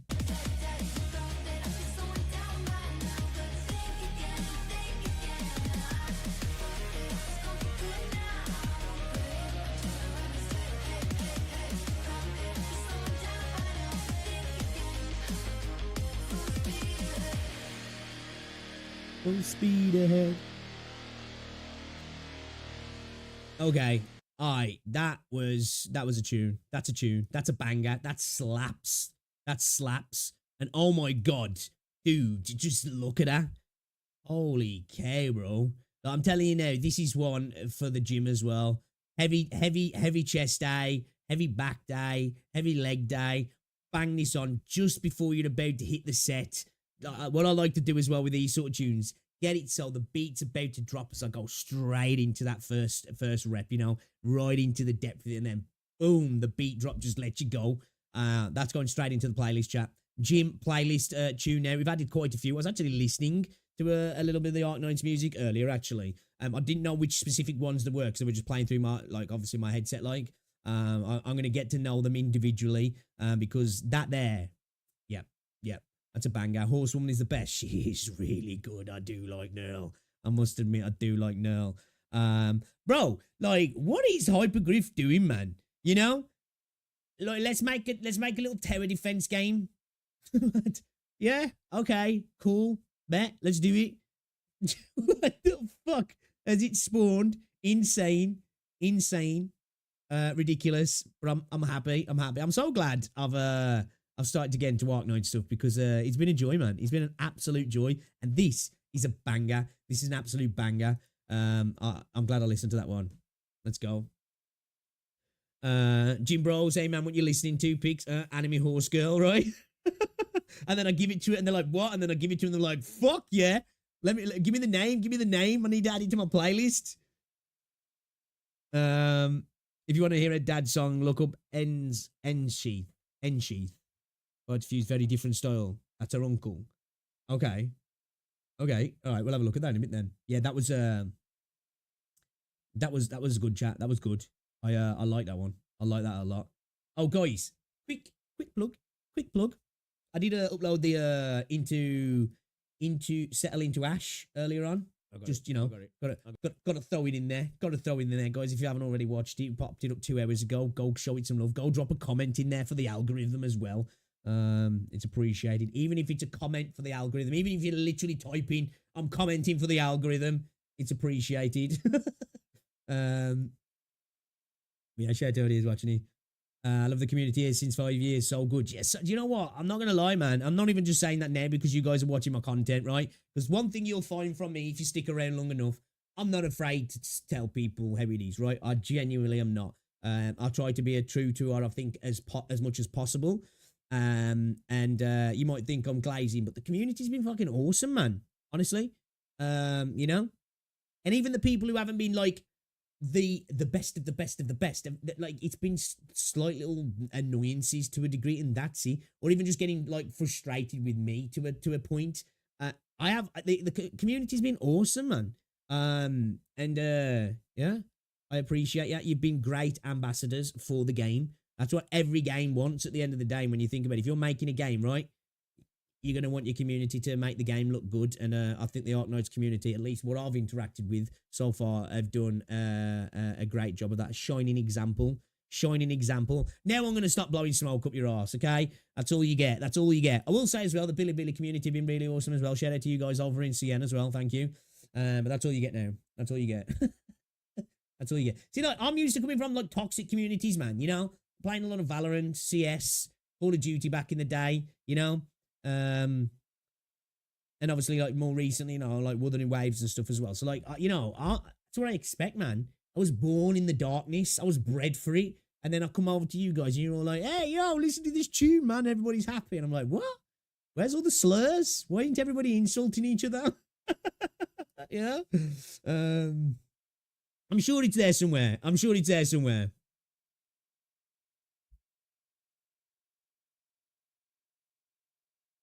Arknights really nails it with blondes. Margaret, Maria, Sophia. Oh, do you know what? That's one thing that Wiwa needs more of. We need more blondes in Wiwa. Don't get me wrong. White hair master race. I love white hair. I don't know what it is with the white hair characters in anime. I'm just like, oh my god, and I'm automatic simp mode. Yeah, we need more blonde characters.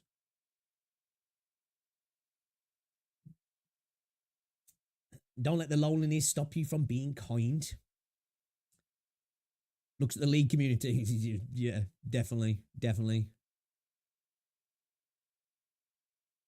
Yeah, so far, you guys have been great, man. What's up, Kent? Welcome to the stream. Yo, guys, as well, if you haven't already liked the video, we got over 120 people in here currently, and we haven't hit 50 likes yet. Step your game up. I was just glazing, yeah. Step your game up now. Very much appreciated. All right, then let's get into this one then, guys, shall we? Arknights EP, Morning Dew. Who is this for, chat? I don't even know who this is for. This has got just under 500,000 views. Going to drop it a preemptive like, just shy of 10k likes. And who is the character for then, man? I don't even know. Moo. Okay, it's for Moo. All right, let's get into it then. Let's go. Is this a good one? Hold on, that caught me off guard. Okay, let's go again. Don't let the loneliness stop you from being kind. Oh, you were quoting a lyric? Okay. Don't let them say that your pieces. Hey, yo, this is a perfect song to segue into. Don't let them crush all your dreams. Moo Moo is an elf. Mules, yes. Mules? I don't even know how to say that.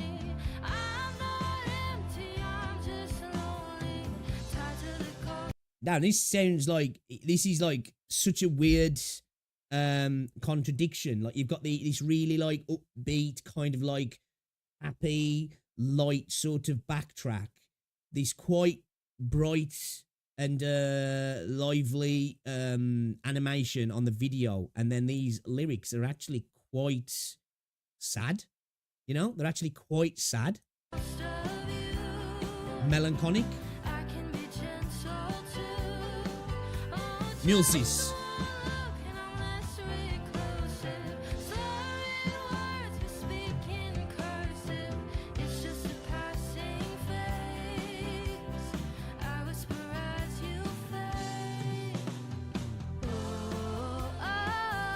Oh, that editing, that's nice.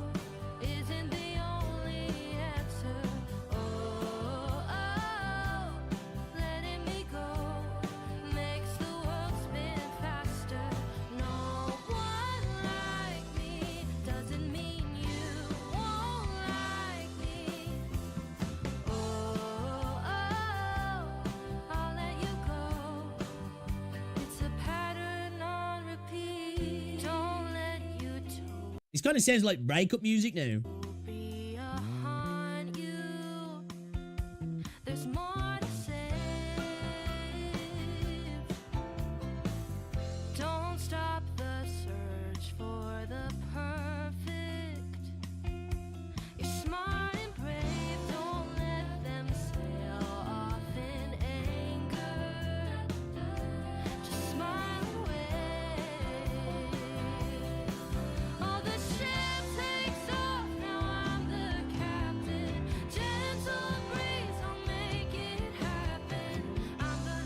This sounds like something you'd hear in the top 40, like back in like 2008.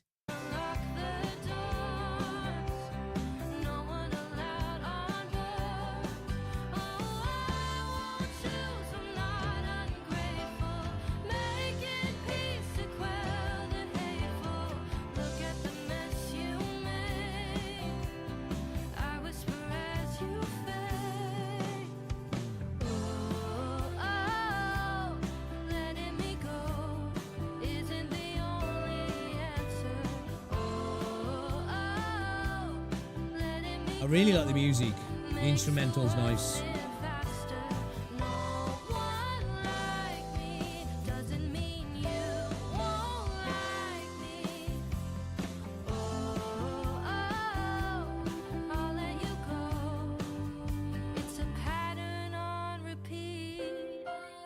This definitely feels like a breakup tune, like. Feels like she got picked on, man. Was she bullied? That's the vibe I'm getting. That was nice, though. That was nice. Do you know one thing about this? You guys know me, if you don't anyway. I really like bright green, especially on white, you know? Especially when it's like a neon sort of lime green as well. This, I love this, you know this bit of editing here as well. Where was he? This. I know it's super simple for like a big company to do. This here, like, this is so pretty on the eyes.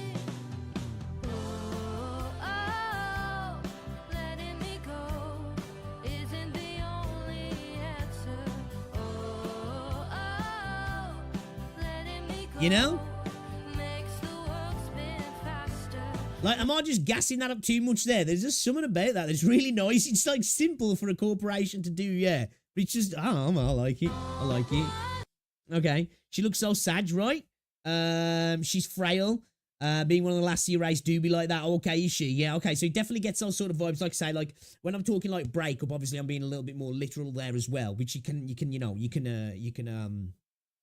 it like that. But like, you know, a separation of, you know, again, being left alone, separating you from somebody you care about, losing somebody, you losing yourself as well. Yeah, I like that. I like that. Again, you know what? The shades, there's a spectrum on which I like all of these songs, but so far, there's not been one that I've disliked.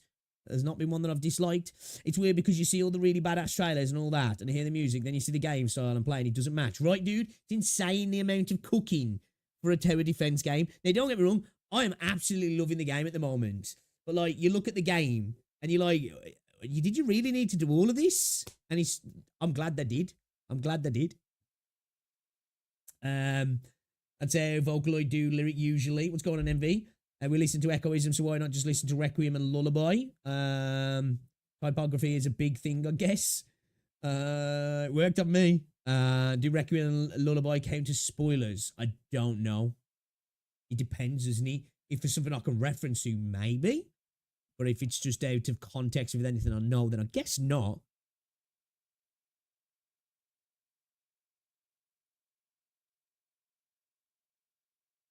What's going on, Hazarul? If you're the only one of your race and very susceptible to deadly disease, how not to be sad? Oh, yeah, she's an elf then, yeah. Is that what she is? Because they're the most susceptible to erypathy, yeah.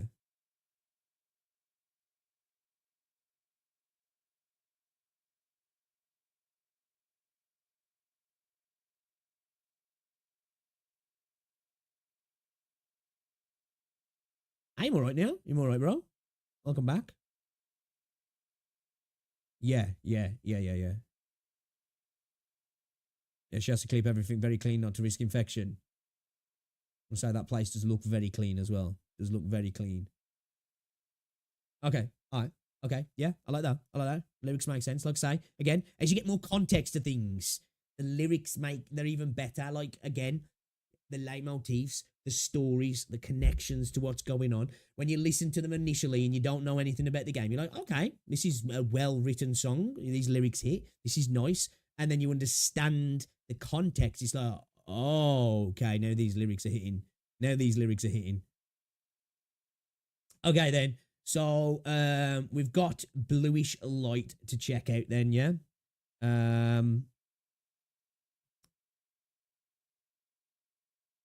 You being perfectly still and silent for a sec makes me think my screen froze. My bad. So many good songs today. Another melancholic one. Have we got another a sad one here. Is it an introspective one here again? Yeah. Yo, ends. Yeah, I'm with you there, Dark. I'm with you there. Oh, segue. I just want to show something to you guys because I do know I was actually shocked by this because I started to see some of the references, inspirations with some of the stuff in the game that to me I was like, man, this do be feeling like Warhammer 40k, some of this stuff. And people were like, actually, one of the devs, big Warhammer 40k nerd. I was like, okay, that's cool. Okay, I'm not blind then. And I was seeing that there's actually some other people who was in the community just watching my videos. They were like, hey, they were referencing stuff in Warhammer 40k as well. I was like, a fellow lore enjoyer. I have discovered something recently, right, that I'm falling in love with it. The lore side of it. Anyway, I haven't played the game, and it's called Trench Crusade. And it's insane. It's insane, guys. I think if you like Warhammer 40k, yeah, you'll like Trench Crusade. It's crazy. It's kind of like Warhammer 40k, but set on our planet, right?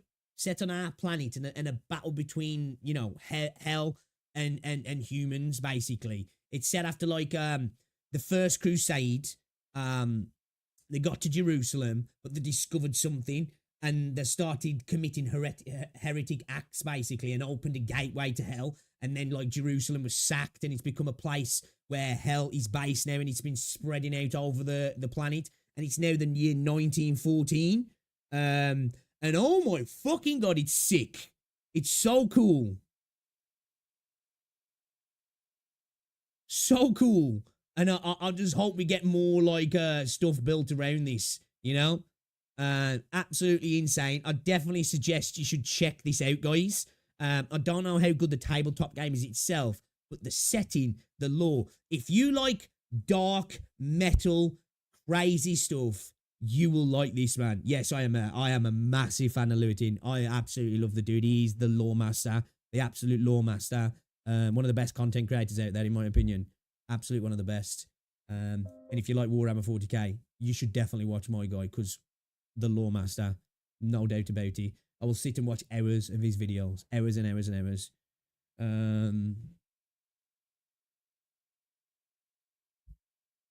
Yeah. Trench Crusade is spreading. Yeah, I'm liking it. I'm liking it.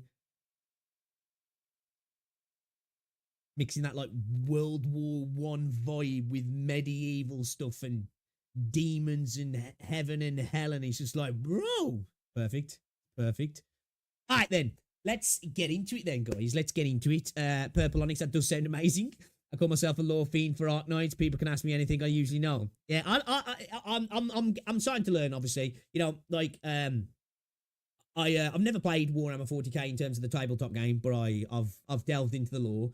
You know, things like Star Trek. Star Trek's one of my things. You know, like that's what I'm kind of big into. I'll sit and watch hours and hours of peripheral content regarding Star Trek, ship cutaways.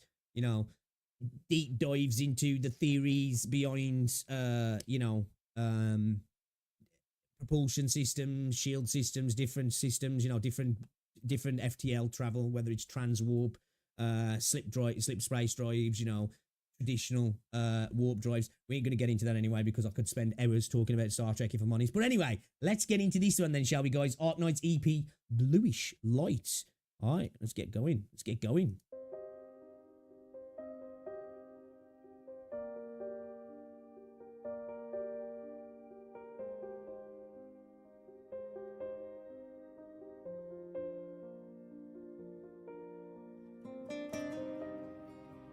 Okay. Definitely got a melancholic vibe here.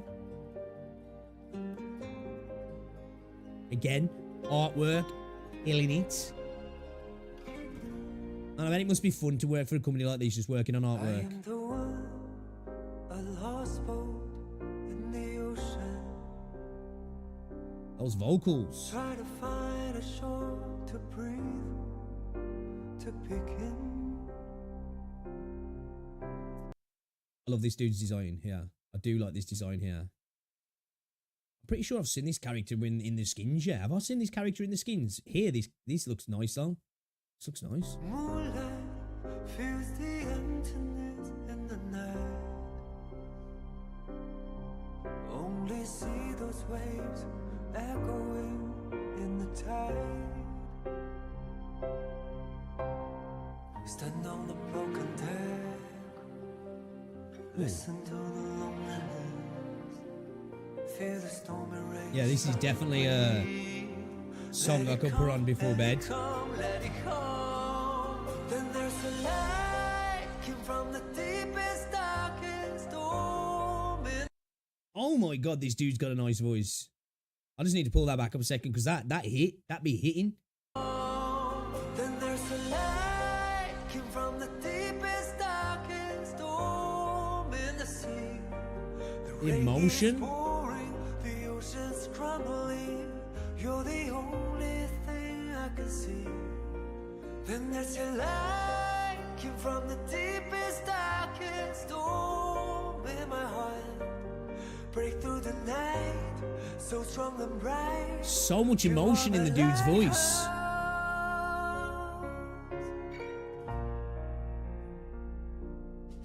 I am the one, a lost boat in the ocean. Only heaven knows the blue of the sea. It's ironic the sea looks a little bit purple there, but still. Moonlight fills the emptiness in the night. Only see those waves echoing in the tide. Stand on a broken deck. Listen to the loneliness. The stormy rain. Bro's about to upload every single one of his reaction at this point. Hey, yo, come on, you know. Ain't nothing else going on in gacha at the moment. Come, let it come. Then there's a light came from the deepest, darkest storm in the sea. The rain is pouring, the ocean's crumbling. You're the only thing I can see. Then there's a light came from the deepest, darkest storm in bro, this dude's voice is gorgeous. Like on a level, like, look, I'm as straight as he gets, but I feel like this dude could turn me gay. I swear to God, like this is insane. The night, so strong and bright, you are my lighthouse. You are my Pause. light.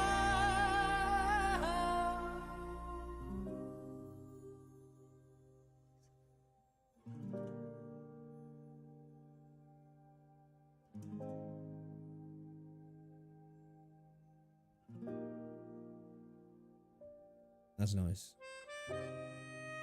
Ooh, yes, yes. This is such a chill vibe. This is the kind of song that just makes you want to sit back in the sun, you know, outside and just close your eyes and just take a moment, you know, slow it down, think about things, enjoy the moment, enjoy life for a second. That's beautiful. This dude's voice is incredible. This dude's voice is incredible. I really, really, really like this dude's voice. Try to find a shore to breathe, to pick in. Well, you can't tell me that's not a gorgeous voice. Feels the emptiness in the That's a night. talented human being right there, that is. Only see those waves echoing in the tide.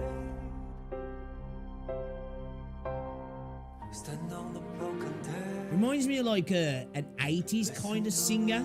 Like a singer. Feel the stormy rain start to breathe.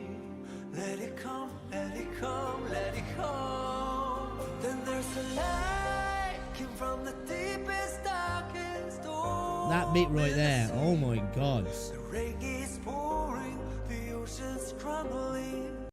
Damn, dude. That was a... Ooh. That was a good one, man. That was it. That was definitely a... That was an emotive one. That was an emotive one.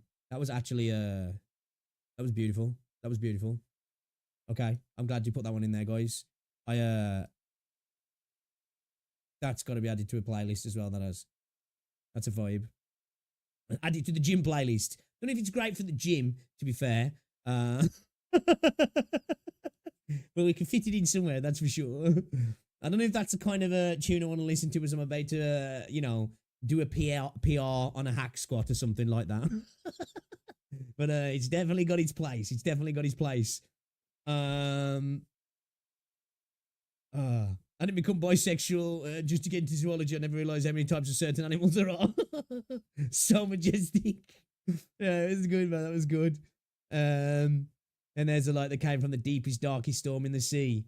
I thought he's a JPE's fish. If you want a more 80s sounding singer, better check out a cold call. Listen in the gym. You better fall off the treadmill, right? Yeah, I don't know that's necessarily the gym vibe. Definitely not necessarily the gym vibe, but it's a vibe though. It's a vibe. And I like it. I like the vibe as well. That's that vocalist. Like, don't get me wrong, the song's gorgeous, the music's gorgeous as well. But that dude killed it. Hold up, hold up. I just need to go back a second. I need to know the intro, the outro, everything, the end, everything's just beautiful about that. Who? Singer Juren Chen. Yo, this dude's got a voice, man.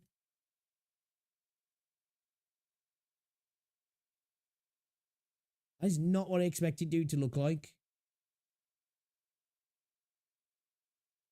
You know what it reminded me of?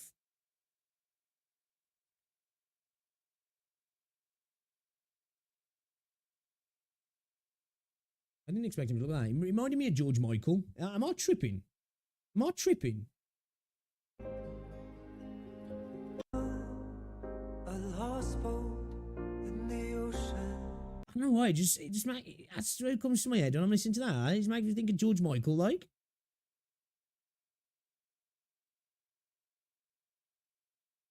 Not crazy. I ain't gone crazy, yeah. Perfect for after the gym when you're in the shower. Definitely, yeah. Definitely. All right. Let's go then. Let's go.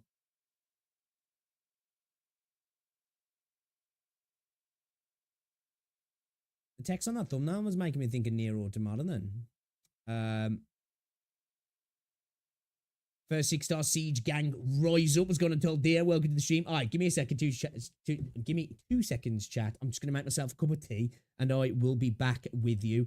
Guys, remember, if you're enjoying the stream, be sure to drop a like on the video or on the stream, should I say. And just a little FYI, guys, if you're curious about where we're getting these tunes from, these are from my Discord server. I'll pop a link into the chat for you guys as well. Hold up, because we're in streamer mode, and I will I'll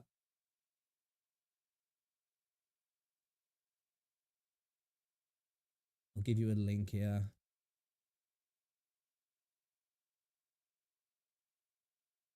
You can pop them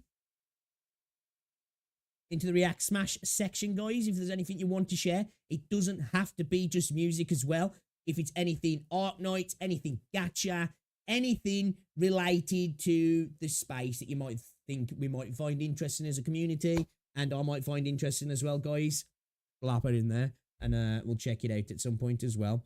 We will get round to it. We've got a lot to get round to, but we will get round to it. All right, give me a second, guys. I'll be back in a moment. I'm just going to make myself a quick cup of tea.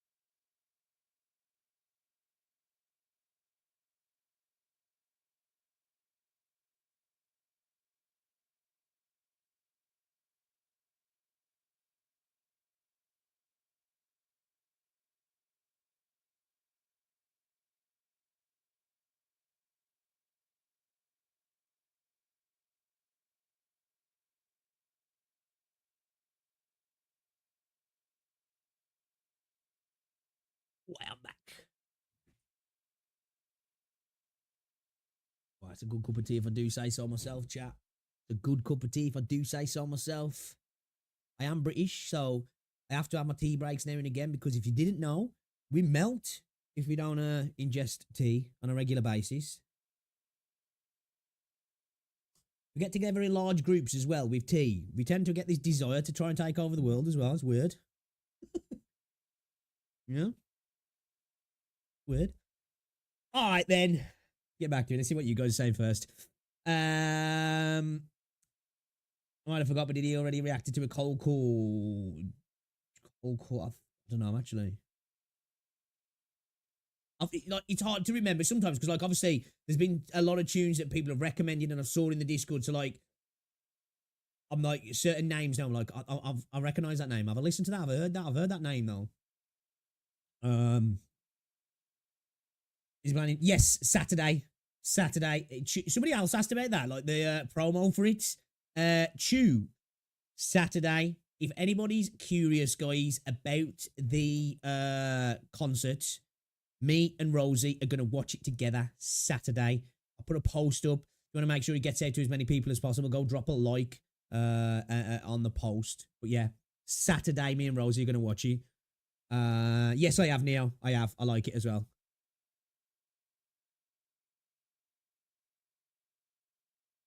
I don't think... Actually, I might have tried. I might have. Fresh cup of tea, yep. Yeah, a couple of people mentioned the promo thing, so I'll have to have a look. I'll have to have a look.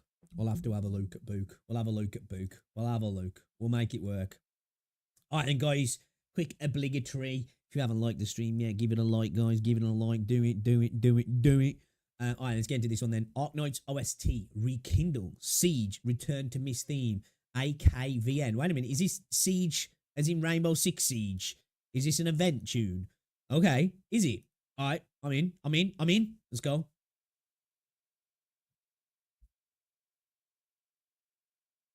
Hypergryph.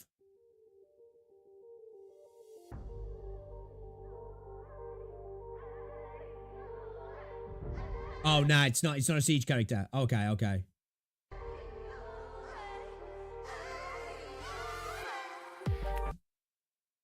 Oh, shit. Dude, this is making me think of, fuck. Why is it not in my head now? The, Farscape. Am I tripping? This is giving me Farscape vibes.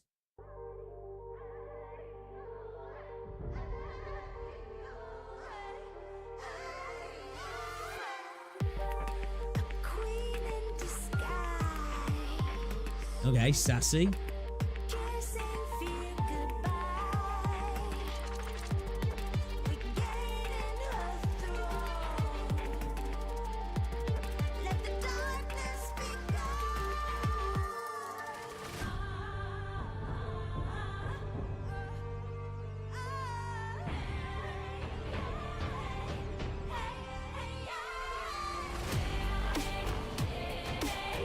Ooh, didn't expect that.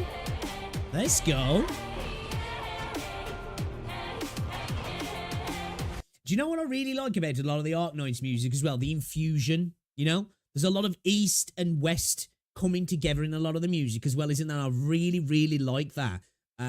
Cultured developers, man. Cultured developers.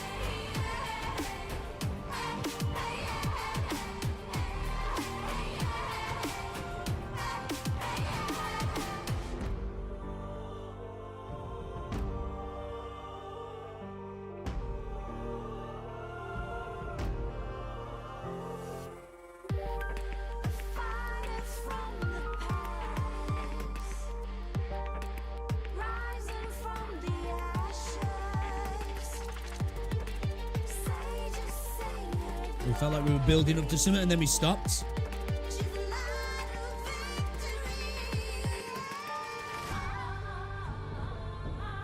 I feel like they're edging me a bit there.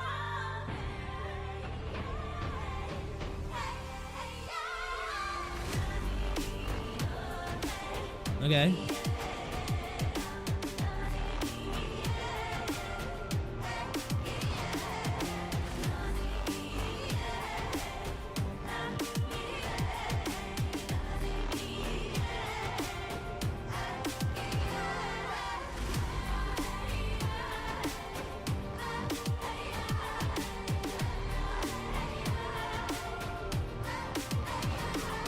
No, I haven't listened to Shu's theme. I'm pretty sure I haven't anyway. The vocalist is Mongolian, by the way. Okay, that's freaking cool. Again, man, massive respect to the developers and everybody working on the music. Like I say, you know, they could easily just keep it to a specific place to get their music from, whether it be like, you know, Europe or America or just straight from China or Japan or something. But they're going everywhere, right? You know, they're pinning the pins across the entire map, and I really like that. Which, you know, makes sense because they're creating a world. You know, they've done it with the races, they've done it with all that other stuff. Why not have the music represent as well? You know, from our own world's inspiration as well. As inspiration, should I say.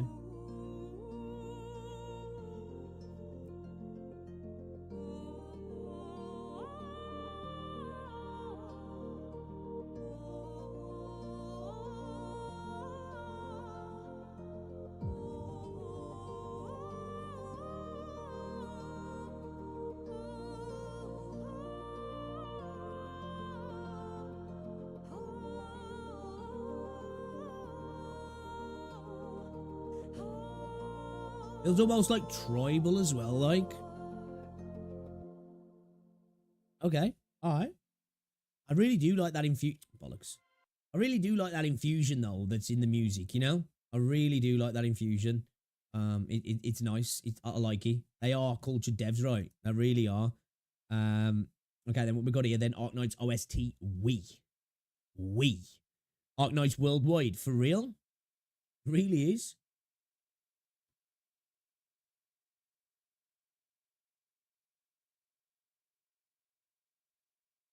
All right, then, let's check this one out then. Arknights OST, this is on the Kazdel team channel. Is this like an official channel connected to Arknights, this?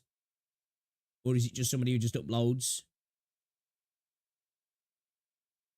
Let's go.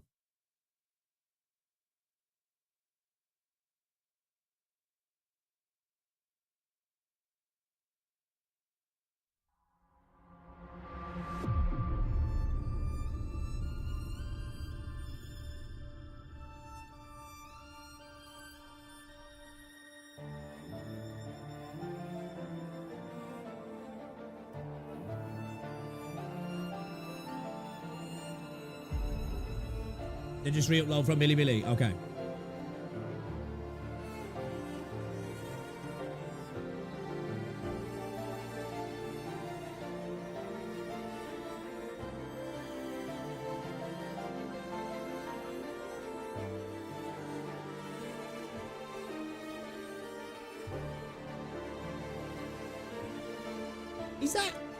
Is that Amia? She looks younger there though. Is it Amia? It looks like Amir anyway.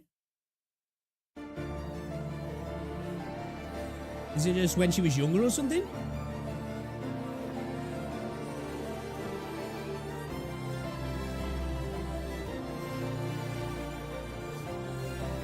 Yeah, it's when she was a kid, yeah?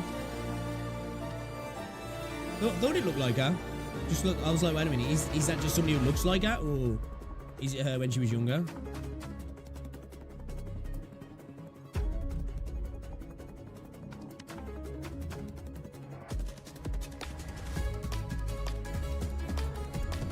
We're ready to get told off. Dokuta! Dokuta!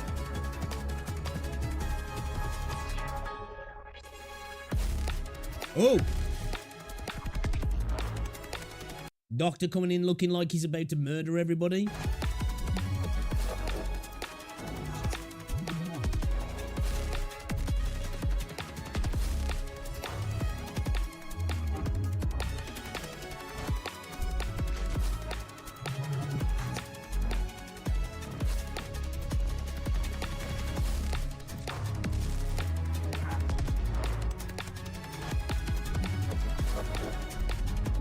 Yo, you know, with these artwork and these background music, these kind of goes hard, man. I'm not tripping.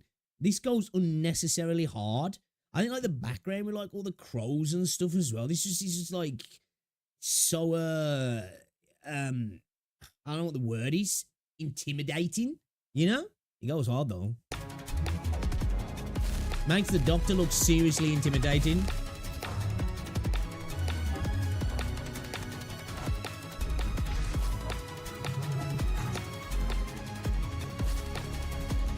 Oh shit, that's cool.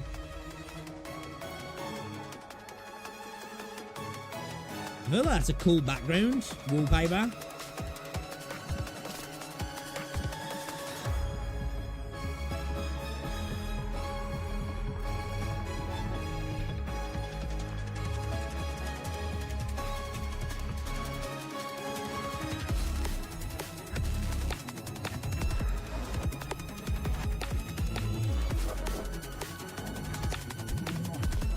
Cold-blooded pre-amnesia doctor. It gives those vibes, man. It does. It really makes like the doctor seem intimidating.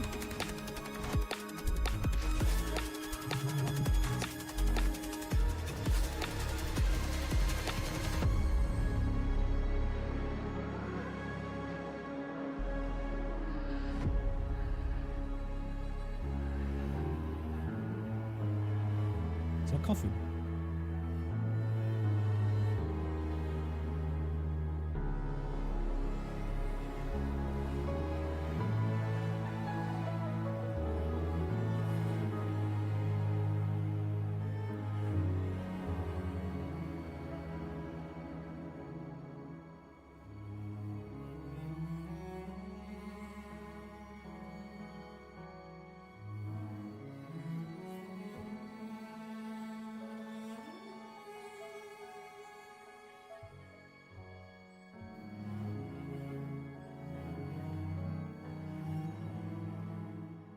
Like the sun rising on the doctor, and I'm here.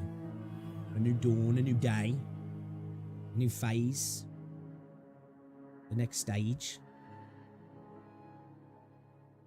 I like that. I'm not gonna lie, like that was super. Like this just goes unnecessarily hard. Like I think that's a perfect word. It's like an intimidating aura. It makes it. The doctor gives off an intimidating aura. In this scene. I like it. Yeah, I like it. Okay, that was a bop. That was a bop. Certified bop. Certified bop. Best Daughter award goes to his story has heavy lore implication. Yeah, I'm seeing some of it there. Like I understand some of the context and stuff that went on with that stuff. What we got here then? Let me give you a roll. Quadrant Breaker. Quadrant Breaker. Dr. Aura farming for real, right? What we got here? Is this a re-upload from somebody else?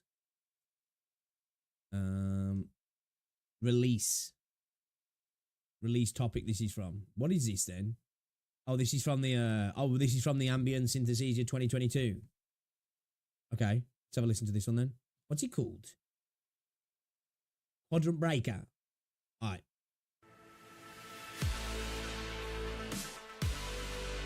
They actually got an album for the Ambient Synthesizer as well.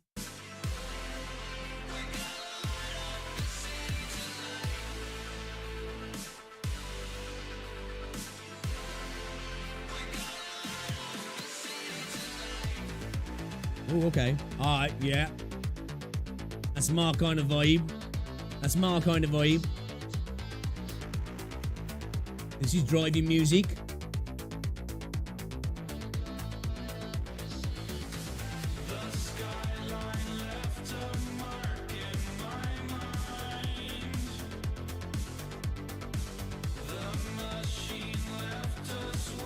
It's almost got like Eurythmics kind of vibes.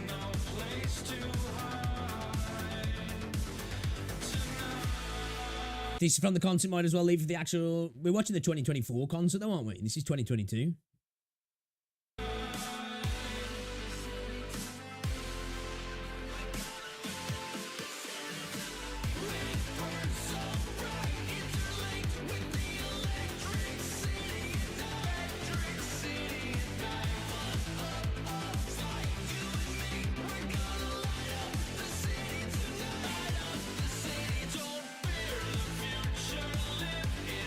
The Doctor is a natural born aura farmer, though.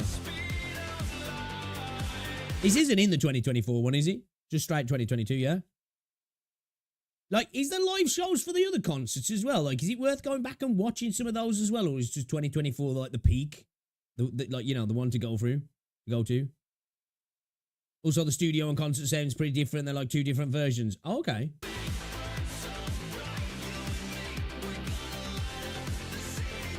Yeah, this doesn't sound like the Eurythmics anymore. I like that though. That just makes me think again in the car. Just driving.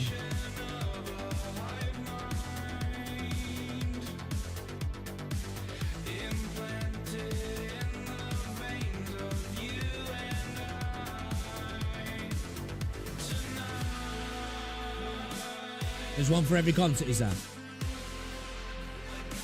Okay, easy. All right, we might have to look at some of the others as well. Then.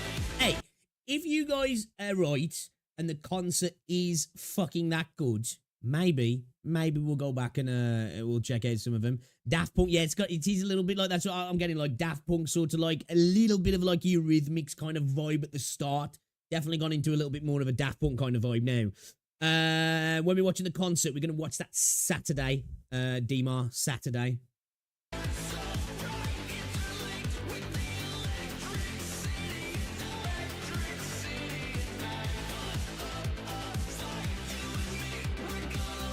concert won a Hollywood Award. Oh, okay.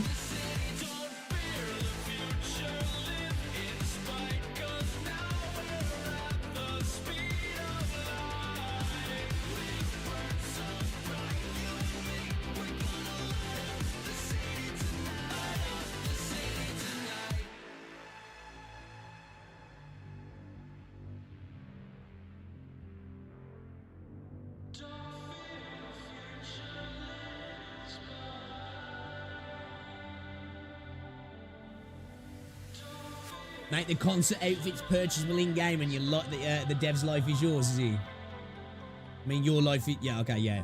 I messed that up. I messed that up. We'll ignore it. All right. I've got an extra chromosome.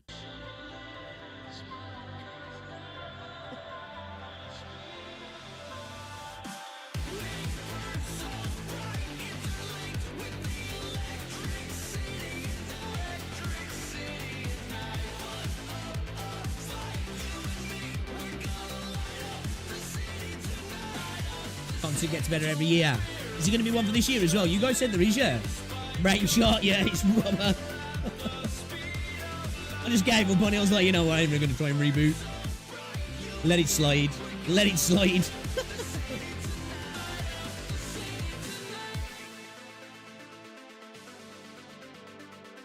Like, I ain't going to be able to watch it live though, am I? You know? We'll have to watch it after, because like on a re-upload, or like, can you watch it live and be okay to watch it live? Because that'd be fucking cool, wouldn't it?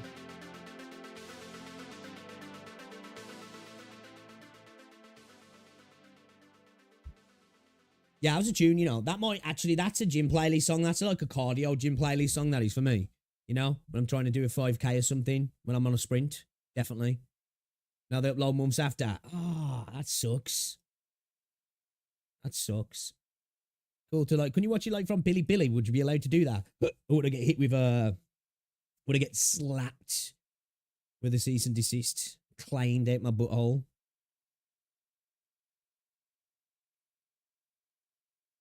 Right, where we at here? Daydream. A daydream, not a daydream, a daydream.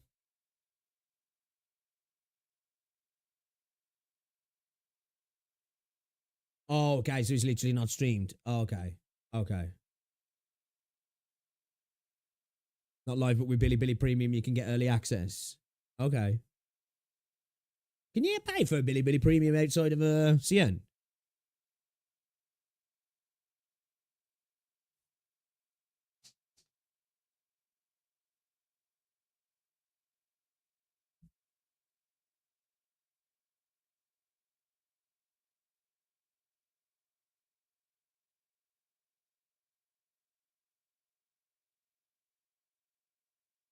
You can, you did with PayPal. Okay, interesting. So I've got a Billy account. I wasn't too sure if you could. Okay. At the end of the day, they're gonna they're probably ain't gonna turn down money, am they? 2 secs.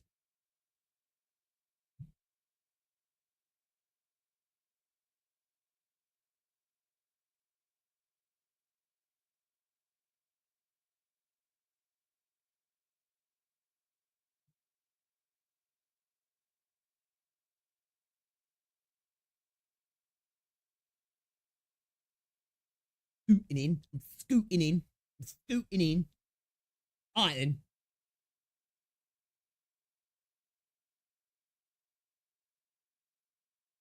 Let's have a look. Okay. Okay. Kind of like how they do it like how some stand-up comedians do the thing then, yeah. Like, so, you know, obviously you got your live audience as normal, it's recorded and then it just gets released after the fact as like a special.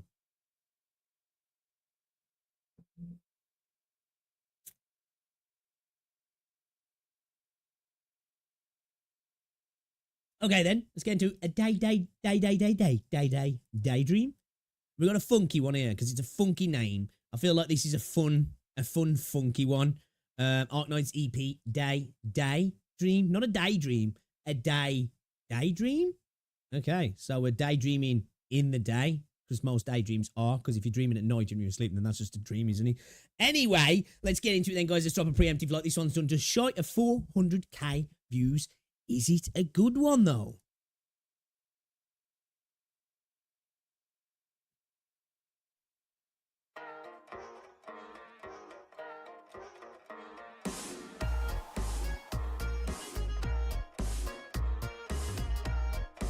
Okay, this is funky.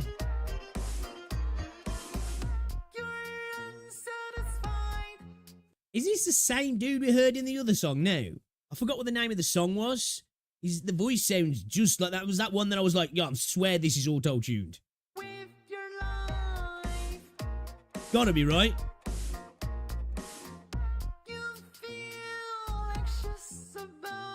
I feel like this is a sort of song that if you was drunk and you listen to this, it'd make it dizzy, even though it's just sounds.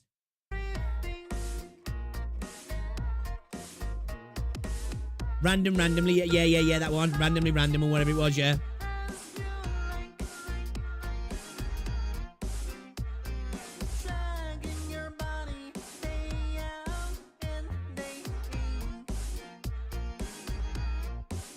This is quirky.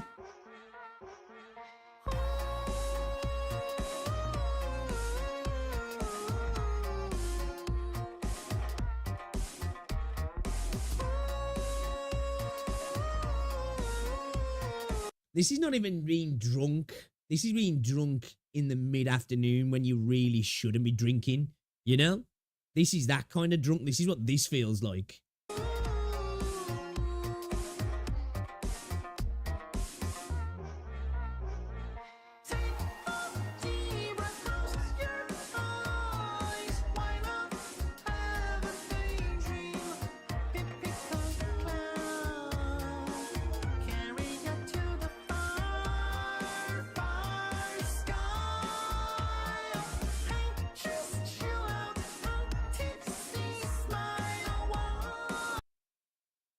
This vibe isn't really my vibe yet, but I like how like experimental and fun and quirky it is, you know?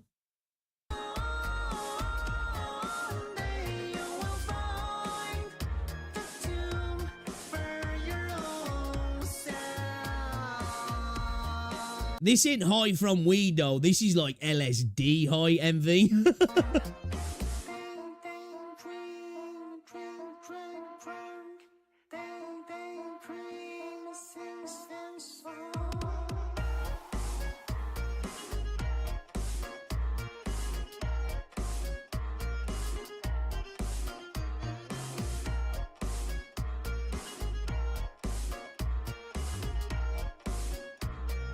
Feels like an acid trip.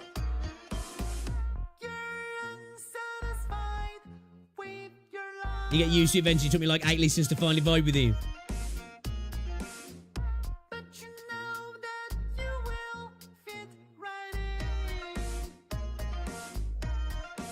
It's like a hallucination.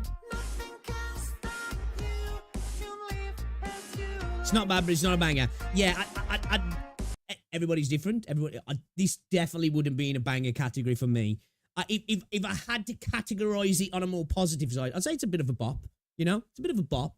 As of all of the songs I've listened to, this is probably the weakest. But again, I do agree. I feel like this is one that requires a couple of listens to just to customize, to acclimatize to it to a degree. But I like how funky it is, though. I do like how funky it is.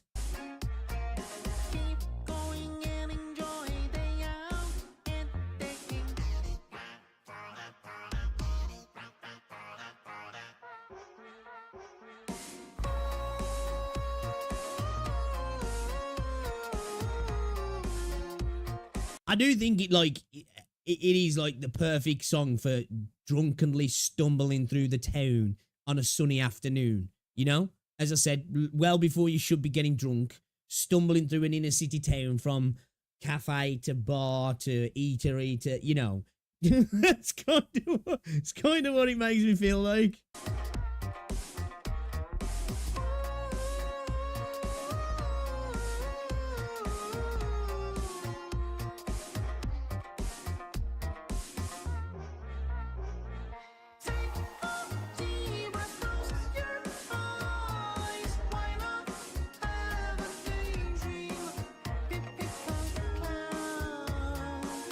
I like that.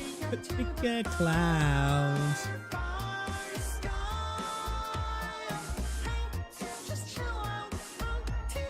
Agree, chocolate, agree. This is what I like about Arknights. I think there's something here for everybody. I feel like there is anyway. Maybe not to like the extremity of the genre that you're into, but I feel like there's so much variety and diversity in Arknights. I feel like there's going to be one tune in there somewhere where you go, all right, like this one, like this a lot.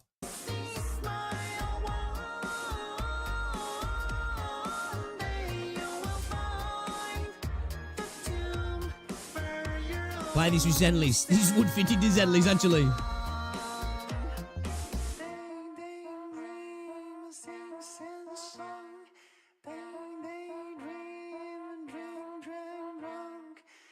Drink, drink, drunk.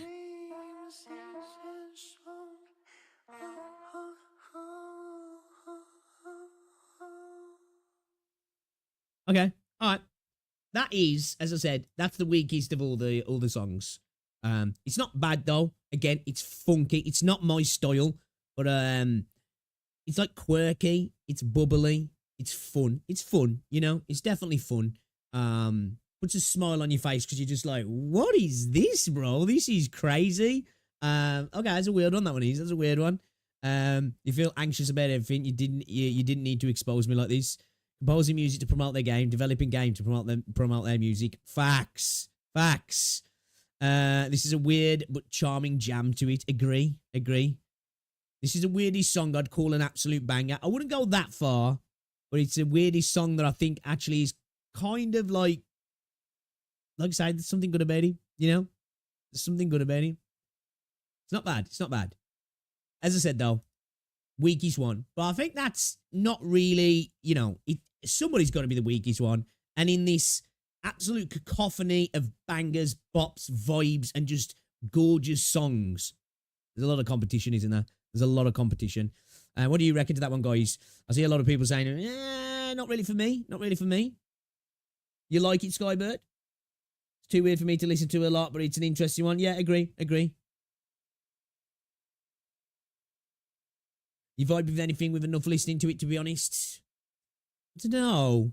I think if somebody made you listen to somebody scraping a knife and fork over a plate, I think you might get annoyed after that, after about 5 seconds. Alright, okay. I'm being facetious. One of the strongest one for me, though. Okay, fair. I respect it. That's a gorgeous thing about music. 5 out of 10 for you. It's not bad. Mid, you know. Listen to this and you're no longer drunk from how confused you were. Right, it's a good sober up song. Didn't like it at first, but it kind of grew on me. Yeah, I feel like I'm definitely going to give it a couple more listens to because I feel like it needs it. I want to kind of get the layers to it, but yeah, yeah, I'd probably give it like that. It's like kind of like I'm like, yeah, you know, sort of thing that like I feel like, you know, if it was in the background, if I went into like you know, like a trendy kind of like bar, not a bar, like like, you know, like I don't know, like maybe like a place to go and eat, you know, like it was in like a trendy like noodle bar or something like that. Like it'd be kind of cool to hear it in the background. I think it'd fit the vibe, you know, if it was like a very like you know, inner city sort of trendy kind of place. I think it'd probably fit. But as songs go, probably not going on any playlists. Probably not going on any playlists. All right, then let's have a listen to this one then, shall we? The Arknights EP, Missy. I'm liking the look of this artwork already, man. This looks fucking fire. Oh, yo. Pause. Already. The 80s colours, the 80s vibe here. I don't think that sounds like it's going to be synthwave, but I'm liking the look of it. Let's have a look at this one then. Arknights EP, Missy. I'm telling you, we're so far down the rabbit hole now. We've come out to the other end and we don't know where we are. I'm confused, but I'm actually kind of enjoying it. Let's get into this one then, shall we? This one's got 112k views, actually, so a little bit lower here. Let's give it a like, preemptive like, and let's get into it.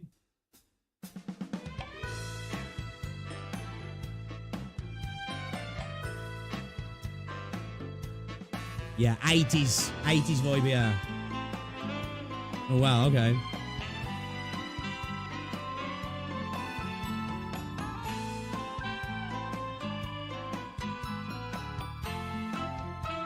We're at the motel. This feels like I'm in Miami.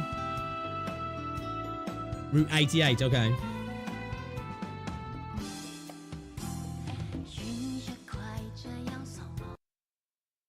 I'm sold so far. The artwork, the audio, the lyrics kicking in there. We're just going to pull that back because I need to let that go again. I'm liking it.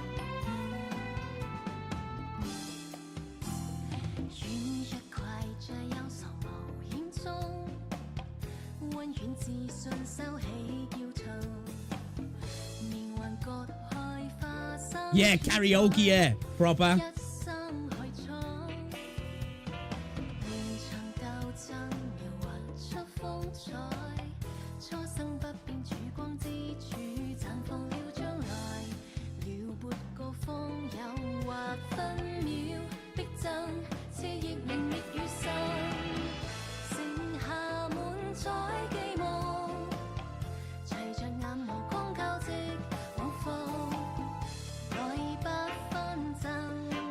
Augmentrix and Grace. What?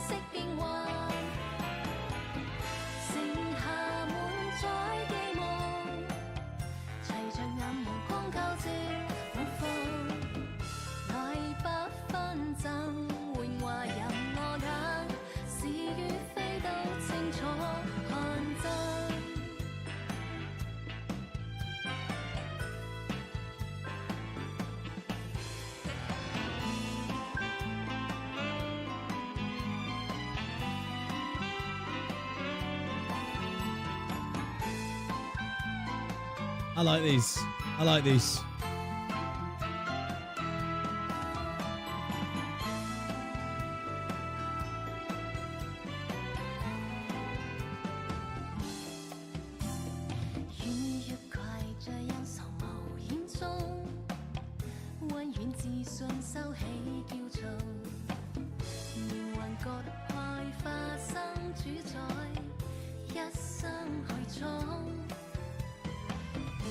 Taiwan Mafia movie vibe.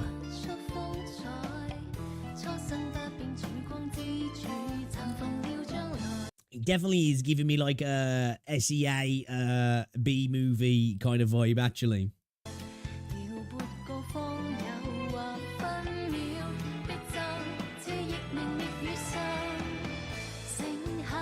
I like that.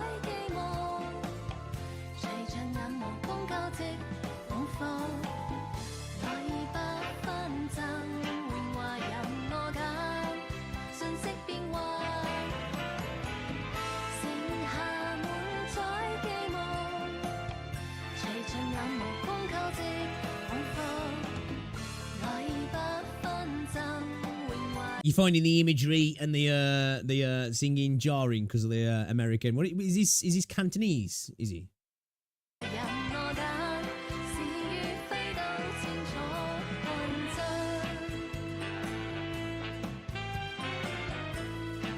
I like that though.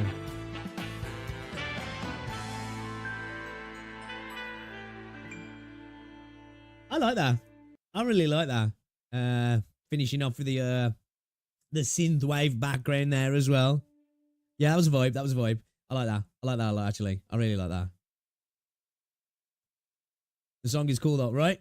I like it, actually. I like it.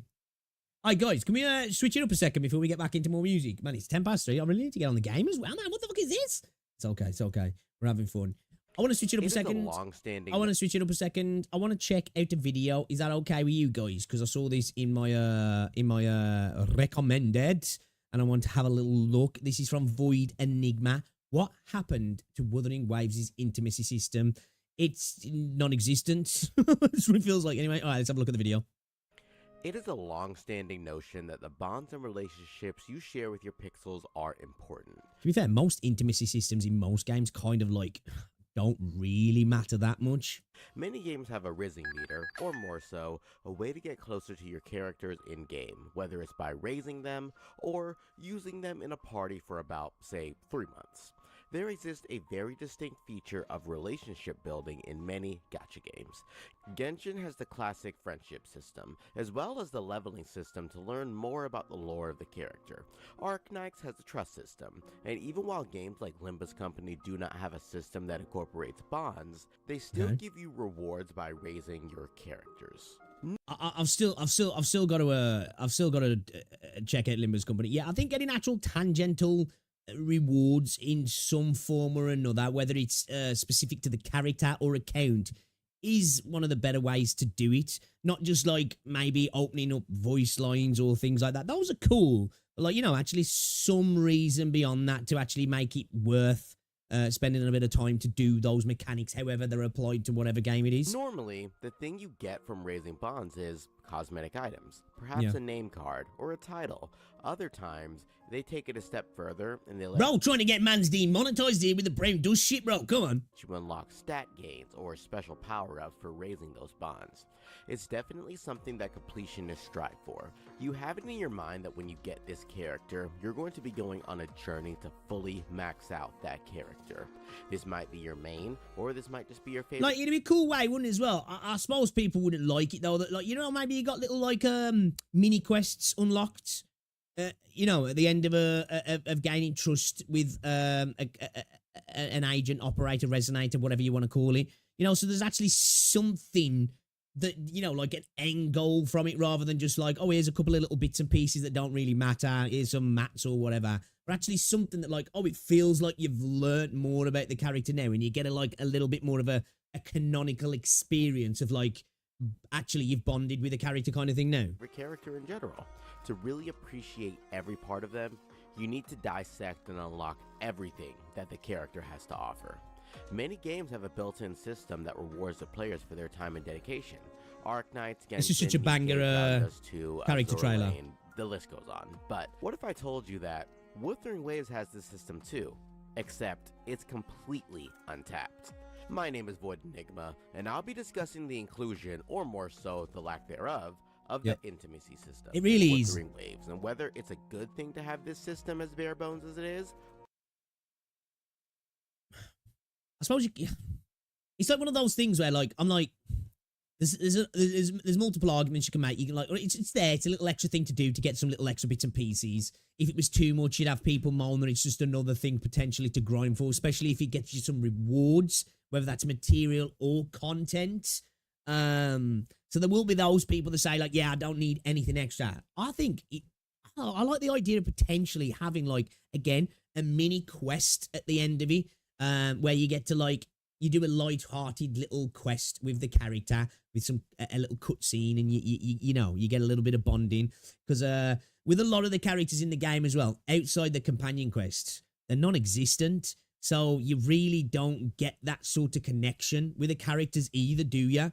And I think that'd be a good way to add that to the game, personally. Or Zelnish does do it right, yeah. A lot more to offer.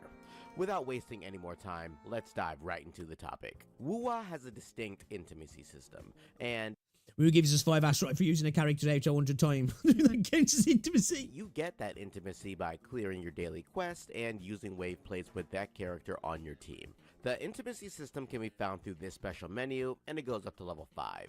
In that system, or this area here, you'll see stuff like... You know, it matters so little in WoW. I don't even pay attention to it at all. At all. their backstory, their most treasured items. There's just a lot going on here, especially their voice lines and stuff like that. Getting this to level 5, though, doesn't really unlock anything new. Of course, it does unlock all of their story and lore about the character in-game, but you don't get a name card, like in Genshin, you don't get special power-ups, like in Arknights, and you damn sure don't get any rewards for raising your character's level on the offside of it. A good thing about this, for casual players anyways... Yeah, I'd rather it not be an asteroid-based reward or tides. I would rather, like, you know, a cosmetic would be nice. A potential extra buff for a character that you're using all the time would be kind of cool. Whether it's passive or, you know, a low-powered active kind of thing, addition to the character. It's like almost an extra way of, you know, building your character in a sense, isn't it? Again, like, you know, a little story addition or just something that feels like it gives you a reason and a connection as well with the character. At the end of the day, these games are all about, you know, that, aren't they? Getting a bit parasocial with your characters in your game, which I know it's a problem, but we all do it to a degree.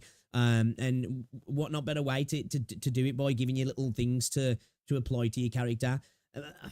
Man, like, what even if, like, because the weapon skin seems to have vanished in Wuthering Waves. They did those ones that we could get for free, that we could unlock when they initially come out. Maybe, like, a weapon skin or something? You know? I don't know. Maybe even if it's only for 4-star, like, I don't know, something like that. Something cosmetic for the character, potentially, maybe. Is that you don't have to raise every character that you accidentally get. You aren't pressured into raising them to get the little rewards like extra wishes or extra pulls or something like that. And you're not sabotaging yourself by not raising. You mean gacha currency reward will just make it yeah, like, I feel like you don't, because, like, I feel like when there's just a currency reward at the end of something, I feel like that's all there is to it, is like, I want the currency. I don't care. I don't need to enjoy it. I feel like we should have more games that are concentrated on more giving you fun things. Either the journey's enjoyable or the destination gives you something that actually is fun or benefits you, rather than just like, here's a couple of asteroids towards a pull, or here's a pull there, or here or there. Like, you know, which it's always good to get free currency, of course, when you're free to play or you don't want to spend. I get it. And if somebody even lightly spends, it's always nice to get free stuff. But I agree. I think doing something else would be better. Yeah, I do like the gift-giving system in Enfield as well. Them. But on the other side of things, the only thing that you get for raising your character's intimacy is maybe more lore on Camellia, which in itself is a valuable thing. It offers a deeper look into the catastrophic tragedy that some of these characters possess in their backstory. On the bad side of things, it's a gacha game, and we all want free rewards for doing what we're already doing. Right. Yeah, I don't want that. I know I'm probably in the minority there, and I know some of you guys are saying the same as well. I think most people would be like, yo, give me free asteroids. I get it. I understand that. But, yeah. And as well, sometimes can we get beyond just having a wall of text there? Give me something V8, or give me something a little bit sexier. You know, something that's a little bit more pleasing. Something that's like, okay, I spent a bunch of time doing this. All right, I've got a wall of text to read now. Okay, that's cool. Have that there. Give me something extra, man. Lead examples of this is, of course, as I've already mentioned, Genshin Impact and Star Rail, who give the players 3 standard wishes when they raise their character's level, up to Ascension 1, Ascension 3, and Ascension 5 for each character. Limbus Company gives the players 40 lunacy when they uptie their characters to uptie 3. Wuthering doesn't have that option. Now, to offset that, remember that WoW does give the players about 5 standard wishes per patch through the login event, and then they also have the events to give you even more wishes, or tides, and on See, like, I think this conversation for me as well, and I'm not, you know, I'm more talking about the game here. You know, when it comes down to, like, it's that new weekly mode that was added to Wuthering Waves. Now, it's a little bit better than when it first was added, you know, the Summit 1,000 gateways or something like this. And at first, when it first came out, I said that I thought it was turbo ass, basically. And people were like, bro, man, it's just extra content and it gives you a pull. And I replied to someone and I was like, you know what? I'd rather than a free pull, a mode that's enjoyable, you know? Like sometimes the journey's more important than the destination for me. And at one pull, 4 pulls over a month isn't really going to change your account. But you know what would change my account over that month? 4 pieces of really enjoyable and engaging content. Something that gives me a bit of fun, you know? When did we stop playing games for fun and get to playing games to be like, woo! You know, I got a little shiny thing. Sweet. I can add that to the other collection of shiny things. And if I get enough, I'll be able to gamble, you know? And hey, don't get me wrong, the gambler's fun. I do enjoy it sometimes, you know? Although sometimes not so much because I get shafted. But, yeah, man, everything doesn't have to resort to currency because I think sometimes when currency becomes the gift for the content can become lazy because in their head, people are just like, sweet, I'll get a couple of pulls out of this. So they allow the content to be substandard. Whereas if they got something else from it, they'd probably expect a little bit more out of the content. And guess what? They might have a bit more fun while they're doing it as well. For that, you get tithes for each new area that you actually completely explore. So at the end of the day, it is equally distributed, but still, I'd like something from maxing my characters or getting them to max intimacy. Wuthering Waves has a very underutilized sigil system as well. Yeah. They really should expand upon their sigil system because there's so much untapped potential here.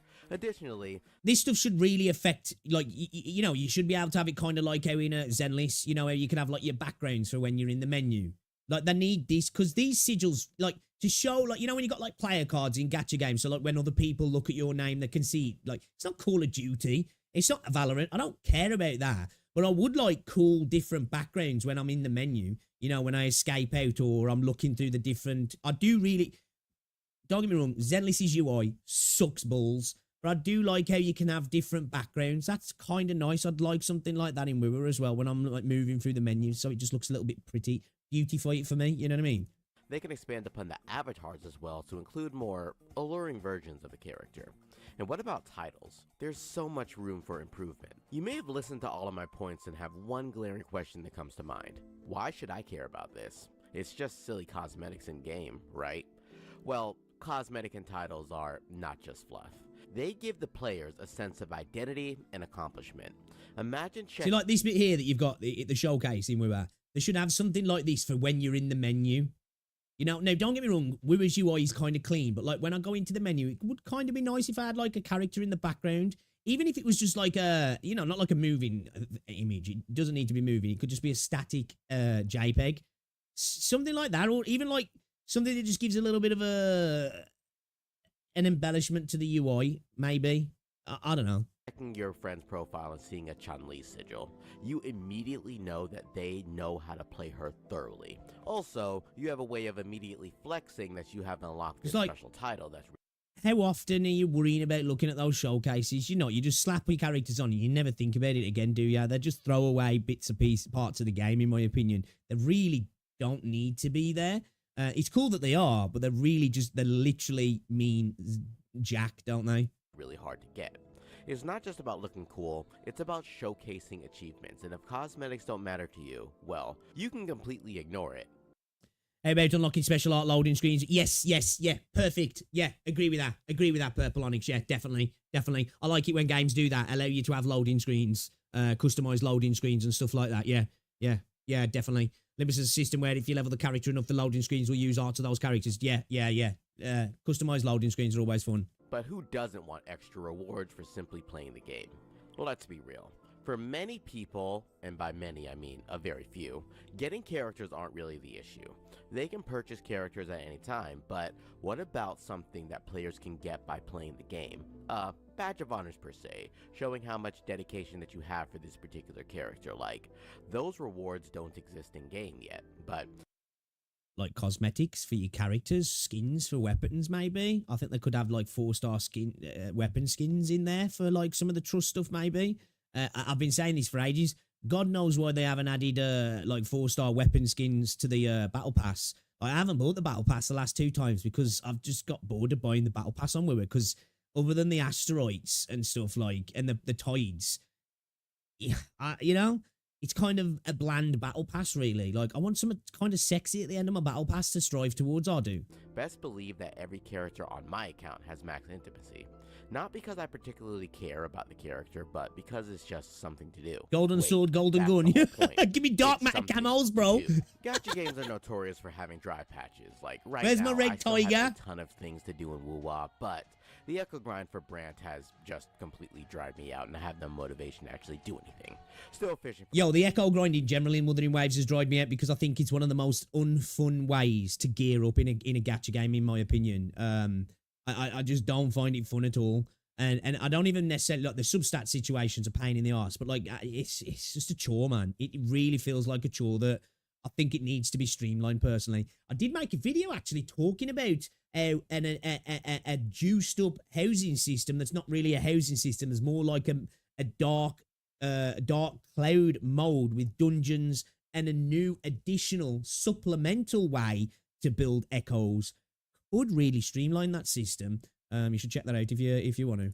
For one final 3-cost piece to finish his set, just for the completionist side of me, but every game has its boring Yeah, moments. it's really not in Pace WoW. yourself, In a and lot of those games, times it's not, may but never reach you. it's But having something yeah. to work towards will give The you Lunite another pass is all you reason to need, log really. in, like, hey, I gotta max out the intimacy on Brant to unlock X, or hey, I gotta spend my wave plays leveling weaker characters to unlock Y.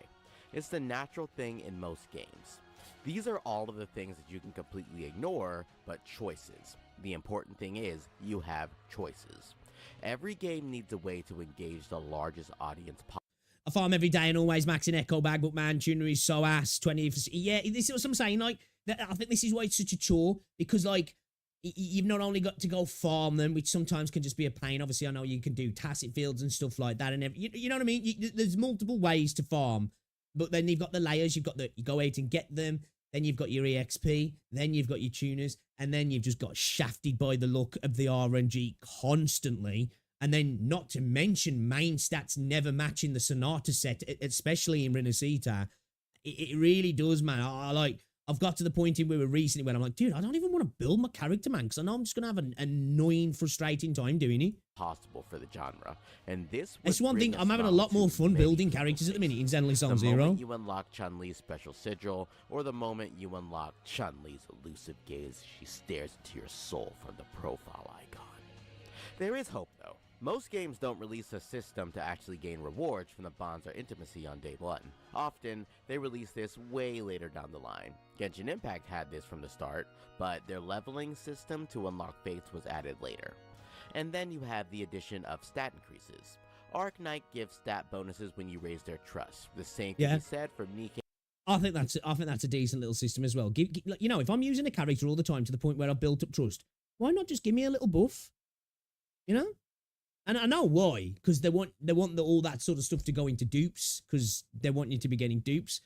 You know, just give me, even if it's a little paltry little buff here, you know, little attack buff, a little crit buff, you know, just something, just a little something, just something that, like, you know, it's not really game changing. It's like, hey, you know, that benefited my account, I guess, a little bit. Nikke and Brown does too. When you raise your character's bonds and trust, you get a little bit stronger. I need to get back on Brown Dust too. I did start it on mobile, and I really want to start the game again. But somebody said there's some settings you can do to stop me getting nuked, because I'm worried about streaming Brown Dust 2 because the game's, you know, hence AK dupes is insignificant. Exactly. Yeah. Yep. I wouldn't mind small stat boosts to raising my character's bonds, nor would I mind the extra rewards for raising my characters through their ascension. It just makes me wonder why Kuro Games drew the line here. We will only make intimacy about the lore, and that is it. Now, with that, It's right, though, isn't it? It's right. Why he's like, I just, for me, the reward of getting more intimate with, and I suppose it canonically makes sense because you get to know somebody more, you learn more about their personal lore, I guess. But I just think it's a dry way to give lore. Lore should just be something that's accessible all the time. And then obviously story lore is accessible as you go further into the game. If you're going to give me some, if it's going to be a lore thing, as I said, give me a little mini quest at the end of it that, like, you know, makes that apparent. Now, I know it'll be a lot of extra work. It doesn't have to be a major quest. I'm talking like something that can be done in a few minutes, but it's just like, that was cool. That was worthy. Sometimes it makes me think it's because we're like Guna. Still reading chat. Sometimes it makes me think because Genshin didn't go beyond their little thing that they did. So Wuthering Waves were like, well, we don't need to expand on that. You know, sometimes it does feel like that with the Wuthering Waves. They just look at what Genshin does and they go, we'll do that a little bit better. And when I say a little bit better, I mean a little bit in some elements. You know, this is where they should be doing things differently and expanding on things, man. Like, you know, when you in a gacha game with how important characters are, a character that you use regularly, you should get a little something from that, shouldn't you? Even if it's only very minuscule, there should be some sort of benefit to it. That being said, go check out the lore for some of these characters. A lot of them are dark, and they will surprise you. Like, check out Dungeons, Prey, or... Yeah. Do you know what we won't do? We won't put that in the game, though. We won't put it in the game. We'll give you all these tidbits. Look at these really cool stuff that we're never going to show you. Or the Hunter in her backstory. It is brutal. What somewhat bothers me is that Pains Kuro me. Games It already pains has me, the that perfect does. blueprint for this kind of system. They've done it before in Punishing Grey Raven. That game has an affection system where at higher levels, characters will unlock more voice lines, adding a deeper personal touch. For example, I don't play PGR regularly anymore, but I still log in at least once a month so that the goddess 2B doesn't get too lonely, and I'm greeted with this. Ah, spectacular. Nice to see PGR you is again, goated, though. 2B. That said, PGR's affection system doesn't give you physical rewards either, so maybe Kuro Games is just following suit, but still, it shows they understand the importance of a bond-building mechanic in these gacha games. Considering almost every other gacha game rewards players for leveling bonds, I think Wuthering Waves should eventually follow suit. Whether it's It's not gonna. cosmetics, currency, or stat boosts, giving players something to work towards would always be... I don't like to usually say these because I think Kuro are always willing to work on things. Now, I hope the ecosystem gets tweaked. I don't know if it ever will. This, I don't think will ever be worked upon. Because one, I don't think enough people even care about it. One, most people probably never even thought about it to even care about it. So I don't ever think this will happen. And it's not a game-breaking thing if it doesn't. Of course, it's not. It's not a major problem. But it is a thing that I think could be improved, definitely. It could be made to be better. Be a win for everyone. What do you all think, though? Should Kuro Games add more rewards to the current intimacy system? Yes. Drop a comment below and make Yes. sure to fill out that survey. I think it'd be actually really kind of interesting. Give me a character buff. Give me some, you know, even if it's a little tiny cutscene at the end of it. Give me something like that. You know, maybe even like give me some extra like voice lines in combat that you don't get otherwise. You know, stuff like that. If we do get a housing system in the game, maybe they could use that trust system for the housing system.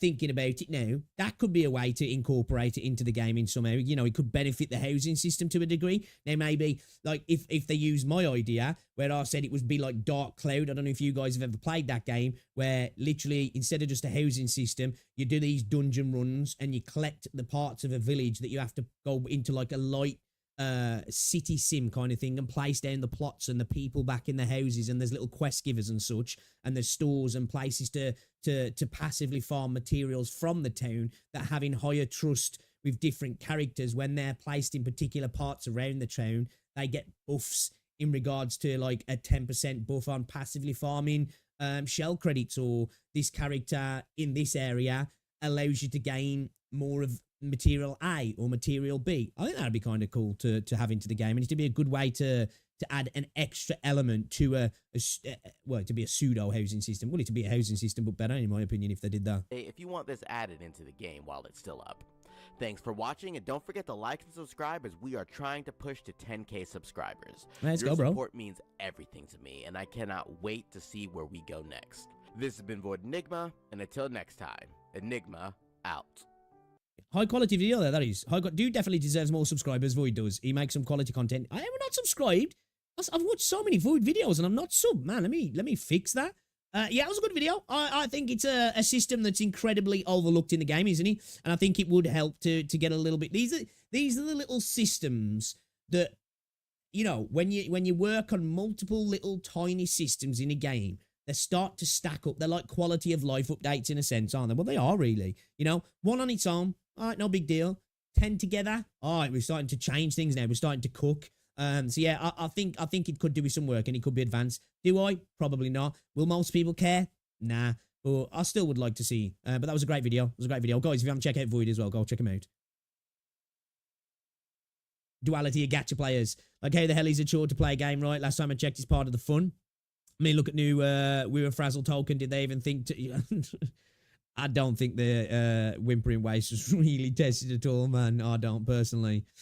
But yeah, I don't know if any of you guys have ever played Dark Cloud. So, like, the villages have all been attacked, right? And this Dark Genie... I can't remember the dude. There's a dude who releases the Dark Genie to attack these villages around the world. And then there's a wizard, a fairy wizard, who just before everything was destroyed, whisked people away into dungeons and put them in capsules to keep them safe. Their town, the buildings, the villagers, all that sort of stuff. And you have to go into dungeons. You do dungeon runs, killing monsters, fight a boss at the end. And there's little capsules dotted around the dungeon. And you open them up. And, like, you know, there'll be, like, gatepost, fence, trees, a windmill, the shop, a bar, a person, and then you go back to the town, which has got like a little plot area, and you like zoom out into like the overhead view, and then you basically place down the parts of the town, and you have to get like the contentment and the happiness and all the sort of things up to 100. And then like there's I think there's extra quest givers in the people as well, and then you go and do that until you build up the town, and then you move on to the next town. I was thinking that'd be a really cool system to incorporate dungeons, housing on steroids, and a cool way to not revamp but supplement the ecosystem. Because I was saying that they could have almost like you get a farmstead that you put down, and you can kind of either clone or breed. I know echoes don't breed, tacits don't breed, but like we suspend disbelief kind of thing, and you can kind of, it's a way to focus build echoes, and you could only maybe have 2 of these echoes on each set, so you can't have a bunch of god rolls, but you can maybe focus the main stat and potentially select the first and second stat with an increased chance on the third stat. The final 2 totally random, so the chances increase to get a really good echo, but you can only use 2 of these echoes for every 5 stack of echoes. So it's just a way to, like, you still have to do all the other farming, because obviously you're going to need 3 other echoes for your build, but it's a way to be like, right, oh, I can just get over that point that I need to get over now by going into here, doing some dungeon runs, and let me go and breed some echoes, and I've got a little focused echo kind of thing. I think it'd be a cool system, I do. I really do. Wait, how the hell do you have alerts from our Discord channel that some bitch is deader than a disco? These are probably old, aren't they? I would imagine. Dude, I'm in so many Discords that I rarely pop into as well. The Enfield one's in here somewhere.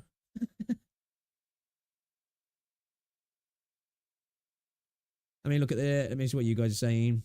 Me and City Skylines play be like, bruh, duality of gacha players. You guys saying, I mean, most of the will cry it's a chore if there's stuff to do. They did that to, well, yeah, true, yeah. That's what I said. I was saying that, you know, if they do add something like that to the trust system, some people will go, ugh, you know, because people have been groomed into, all I care about is the asteroids at the end of it, the currency at the end of it, right? I don't care how bad the mode is. Bro, it's free content, and look, I've got to pull out of it. That's why I think sometimes removing a currency reward from an event or from a little piece of content can be a positive, because that content has to be good then. Otherwise, nobody's going to care about it. Where you can make substandard content if somebody's like, oh, sweet, man, I'm getting a pull at the end of this. Or I get 300 asteroid. Yeah, whatever, I don't care. It was trash. I'm getting free stuff. Where, like, for me, you know, the content needs to be better if you're not getting a pull currency from it.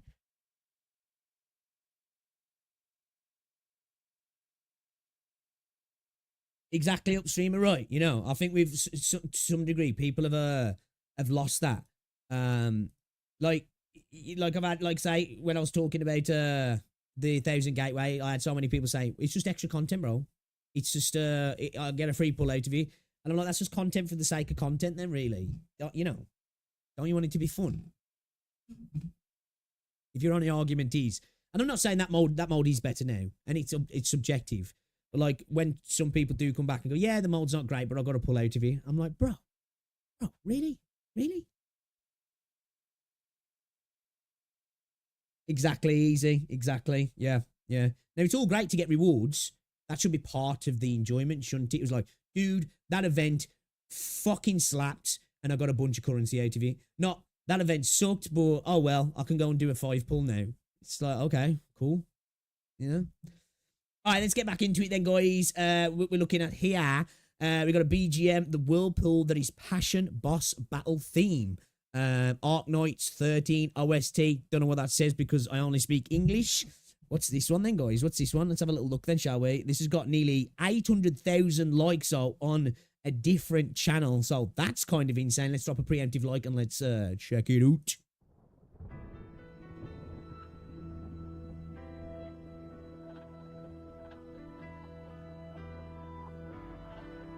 The Whirlpool that is Passion.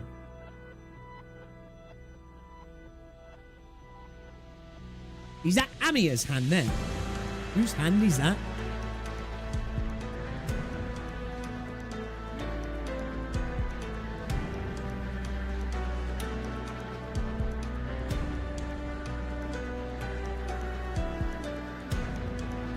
The Femboy Vampire. The Blood Prince. Okay.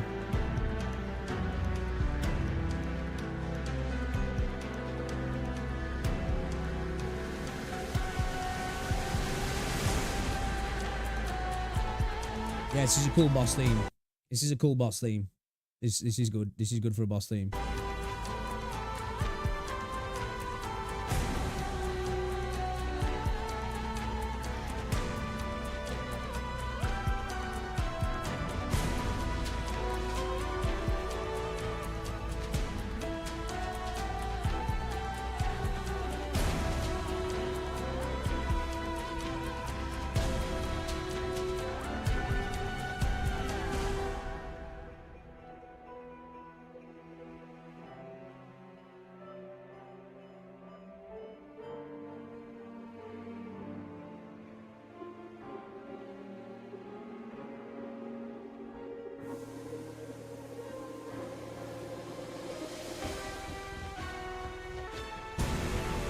Ooh.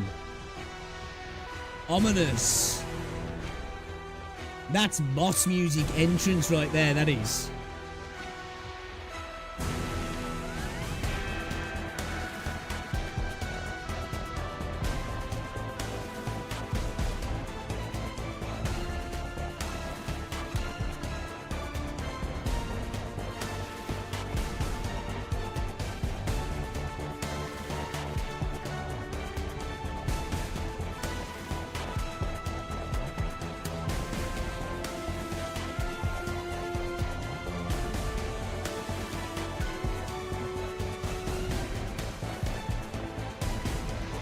Certified banger.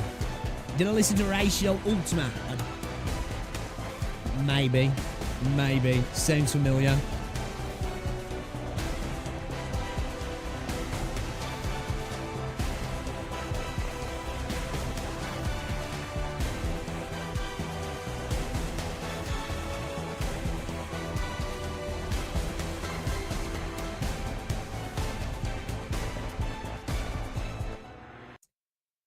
This goes hard for a boss theme. Like, so many of the boss themes I've noticed in the game, they feel like there should be like action freaking game boss themes, man. Insane. Insane. I like that one. Yeah. That was good. It was good. It was a good boss theme. I'm not complaining about the enemy keeps respawning to hear this banger. Amir and the Lord Banshee face off against the Prince Blood on top of remains of a dead god. I think it will fit after this. I have the H13 for Bloodsborne Spawn PTSD hearing this. Meh. Not feeling that, Neil?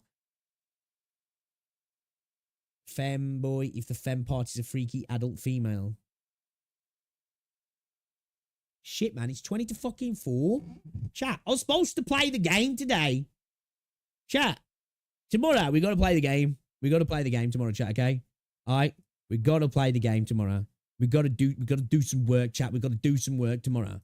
Keep falling down this fucking rabbit hole, man. You guys are a bad influence.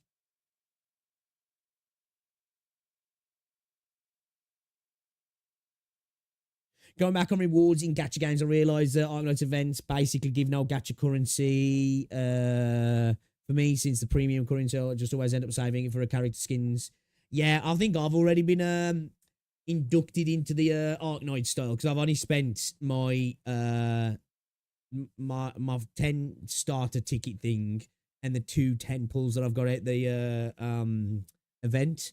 Everything else I'm kind of saving because people were saying that the Lappy altars come in. Kind of want to try and see if I can get that. No playing games, only listening to music. More music, gameplay later. Right? Yeah, we'll stream the game tomorrow. We'll bash the game a little bit tomorrow. We'll try and keep the reactions to an absolute minimum. Maybe 1-2 videos tomorrow, and then it'll be gaming all day. And then Friday we've got the 2.2 Wuthering Waves live stream as well, which we're going to be watching, guys. So if you want to come and watch that and see what the next phase of Wuthering Waves looking like, you're more than welcome to come and hang out. And I think we might do, I don't know, I might just go into doing some Arknight stuff after that, actually. I don't know. Maybe we'll do that. So yeah. I'm looking forward to the 2.2 live stream. I mean, it's okay, but I'm weird in not everything needs to be an end of the world epic, if that makes that makes sense. That makes sense. Not a game company, right? Just be sure to do your dailies. Oh yeah. I'll get around to doing my dailies. I'll log in every day. Like, even if I don't get it to anything on stream, I'll usually evening, morning, afternoon when I can. I'll hop on. I'll bang out my ZZZ stuff. I'll jump on, do my stuff on Arknights. Try and farm some mats and stuff. Jump onto Wuthering Waves. Not gonna lie, I've been getting lazy in my dailies on Wuthering Waves now. I'm really literally just logging in, getting my Illuminites, and then I'm not gonna lie, man, I've been skipping a lot of my dailies in Wuthering Waves recently, which is kind of dumb. Like, this time in Wuthering Waves, it should have been when I should have been hitting it the hardest because I skipped Brant, and I was actually in a position to stack up a lot of Asteroids for Cantarella. So I really should get back on the grind on Wuthering Waves, if I'm honest. But I'm just kind of like indifferent with it at the moment, honestly. 1 or 2 videos, clip it, chat, he said it. Bro, I just realised I never used my up to gacha. My free-to-play account still got 95% of playable characters. That's insane. That is fucking insane. What's going on, Vias? The question is if we can buy character skins by then, or if we sit on the up pile for no reason after all. As I often say, the Arknights fanboy just loves the music more than the game. Dude, I'm 53 and about 2 shades away from being a Swiftie.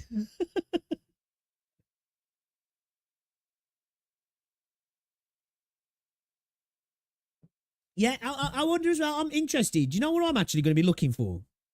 Is talking about Wuthering Waves as well. Skins. We had the Jinsey skin, and it's kind of gone quiet. Like, I'm like, where the skins at, bro? You know? And I hope the next character that gets a skin, it's not like, because, like, don't get me wrong, the Jinsey skin's cool, right? And I still stand by what I said, that I don't think it was worth the price tag. Okay? I got lambasted for that. People's like, if you just broke, just say so, bro. Broke boy. You know, comparing it to Genshin all the time. Like, I don't give a fuck about that. I'm just talking about, I'm not saying that it's not more valuable than other skins. I was just saying from a price point, it was kind of pricey if you didn't have, like, your bonuses still and all that sort of stuff, and you missed the initial price tag. It went up to a decent price in the UK. I can't remember exactly what it was. It was like 45, 50 quid. And I'm kind of glad I didn't buy the skin because the VFXs were really good on Jinsey's skin. But yeah, man, it's a nice skin. But Jinsey's original skin is better than her skin. And I feel like she deserved a better skin, in my opinion. I honestly do. I really do. I hope the next skin is not taking another character and just being like, here's a Philly at the beach skin, you know? I want them to look badass. I want it to be a badass skin.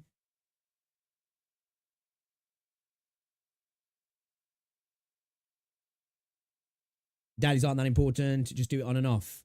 Well, do you know why I'm hopping on to do my little bits and pieces, like trying to complete some farming stages and stuff on Arknights at the minute? Because if I haven't got round to playing it too much in stream, I've got the itch to play Arknights at the moment. I really have. But obviously, I want to go through the story on stream. So I'm like, whatever. If I could just get a little bit of gameplay here, I'm happy. So I ended up completing the DT4 off stream because I was like, I want to go with this again. And I ended up just going until I cleared it. Sam, I refuse to believe that what exactly right. I was trying to have this conversation and I was like, you know, if we compare them, okay, this skin's better. You're getting more with this skin than that skin. But come on, man. 50 quid, bro. 30, 40 quid. Come on. Let's not say that's not objectionably expensive. I don't care if you've got £1 million in the bank. To you, it might not be, but £40 to £50 is a chunk of change that I could go out and buy a game with. You know, a skin. I'm even saying, oh, that's it. There should never be that price and this, that, the other. I just think it's a fact. It's pricey. It's a pricey tag to a skin. And people got really mad with me about that. Really mad. Not a real Jinsey stand. right. Oh, disgusting. $35 for a skin is basically paying a water bill, right? Well, that's the thing. Like, people kept arguing with me. They were like, well, actually, it's this price. And I was like, yeah, if you've still got all your store bonuses and in the cheap part of the game and you've still stacked up this and that and you've got Lunite left and all everything. And I was like, without all of that and at its full price, it's not that price. You know, because people kept saying, well, if you've got your bundle bonus, it's cheaper. And I was like, yeah, I've fucking spent my bundle bonuses, so I ain't got them. And I'm getting punished. It's my fault, though. Shouldn't have spent money. Clear the farming site. Yeah, that's basically what I've been doing. I agree, Purple. I agree.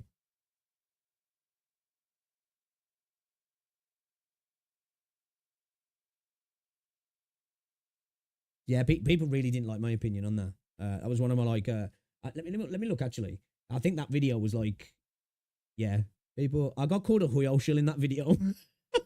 Somebody called me a Huyo shill. I was like, what?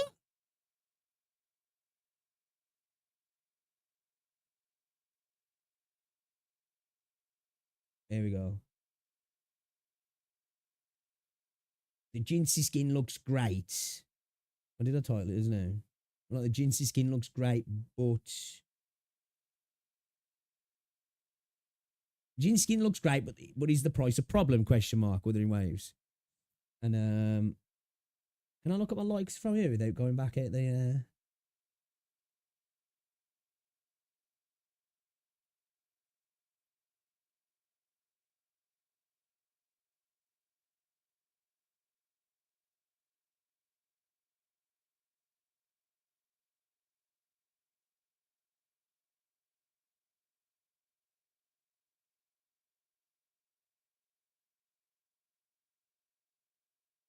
I think I can from here. I wanted to see what the like to dislike was. I can go back out into the what's it, but it's not. It's going to go back to the top.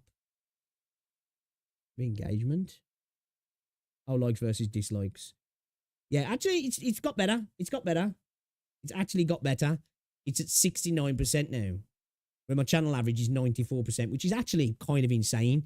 I mustn't be that outrageous, really, because my videos usually do get around 9. To be fair, that usually drops the bigger the views get anyway. Like lower, small view videos, when they only get a few hundred, maybe 1,000, you know, you might get, 30 likes, and most of those are people who are watching your content anyway. Yeah, this, actually, at one point, it was below 50%, so that's not too bad, actually. Okay, W, 70%, not too bad, considering I got called all the names under the sun on that video.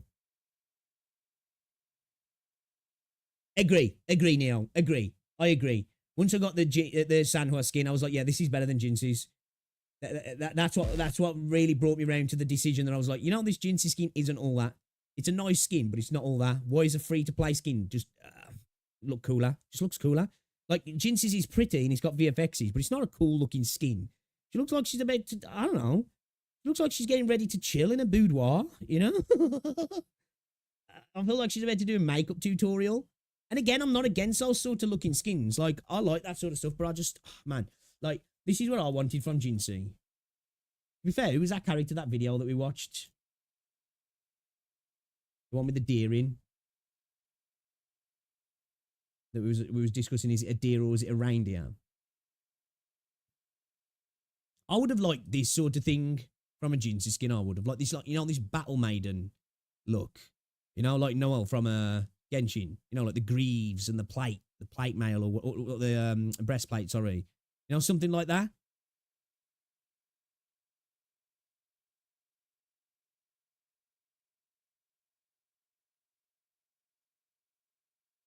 And that's what we got. I think it's pretty. It is a pretty skin. But like, I wanted this, you know? Like, the dragon looks cool and everything, but I wanted this personally. Well, you know, we can't have what we want all the time, can we? Agree, chocolate, agree.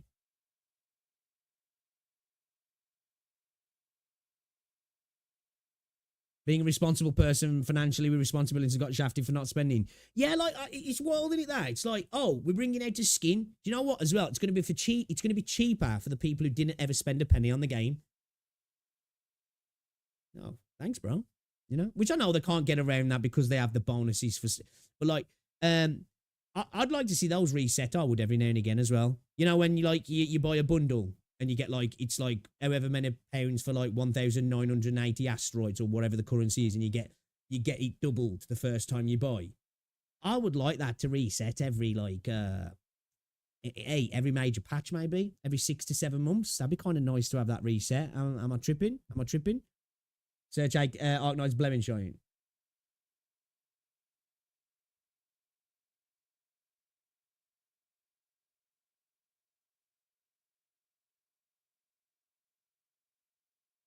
Yes. Something like that. Yes. Yeah. Something like that, man. Yeah. Yeah, definitely. Like I say, the Noel thing that we're looking at earlier as well. Definitely something like that. Yeah. Where she looks like a battle maiden, like a Valkyrie. You know? Yeah, definitely. Because like, you know, in original skin, we get the Jinsey that's the leader of a people. Give me the battle maiden that's going out to fight for a people. That's what I want. That's what I want. All right, let's get into this one then, guys, shall we? Sarkaz's Furnace Side Fables. Let me start again.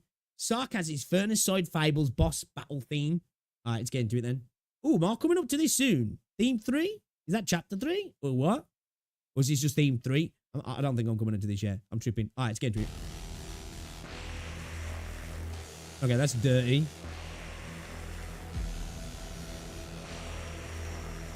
Almost like, it's like rhythmic, like breathing, isn't he? It's a younger sister. Yes, I'm all over that. I like it. It's an IS5 song. Ah, okay.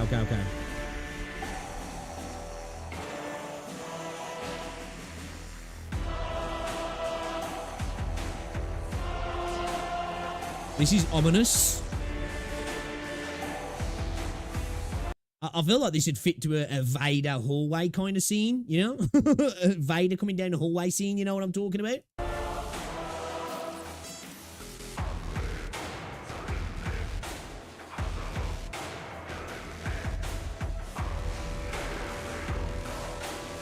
It's like Doom.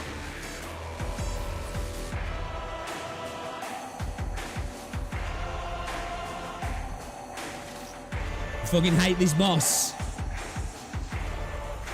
Bad boss or PTSD?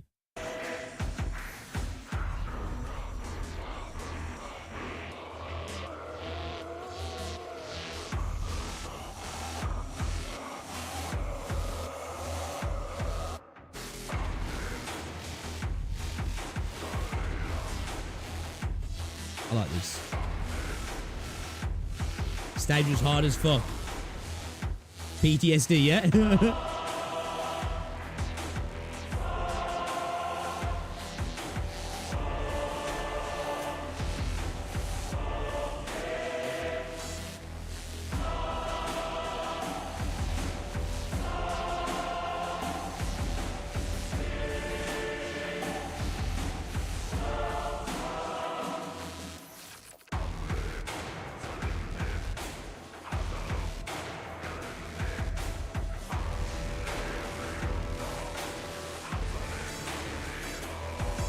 The only emotion in Doom is rage.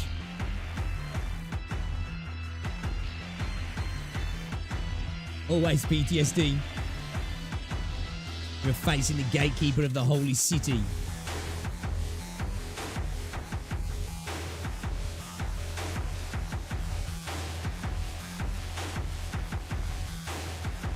Pictures of the second ending boss scene, but the... Oh, okay, so we've got a wrong image to the song, yeah? Or to the music, should I say.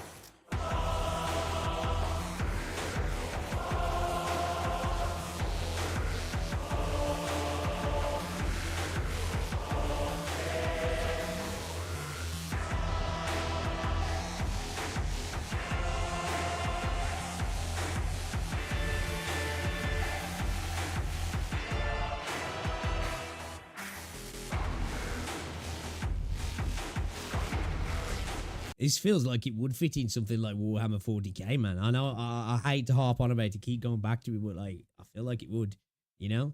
I feel like that could be something going on as like, you know, as the Cadian guard is holding steadfast, you know.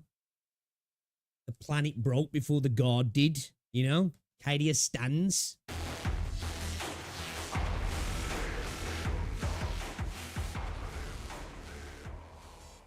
Yeah. Definitely gives the vibe for if that is to do with Patriot, then yeah, that definitely gives that sort of vibe for sure. Sure. PTSD flashbacks for you guys, yeah?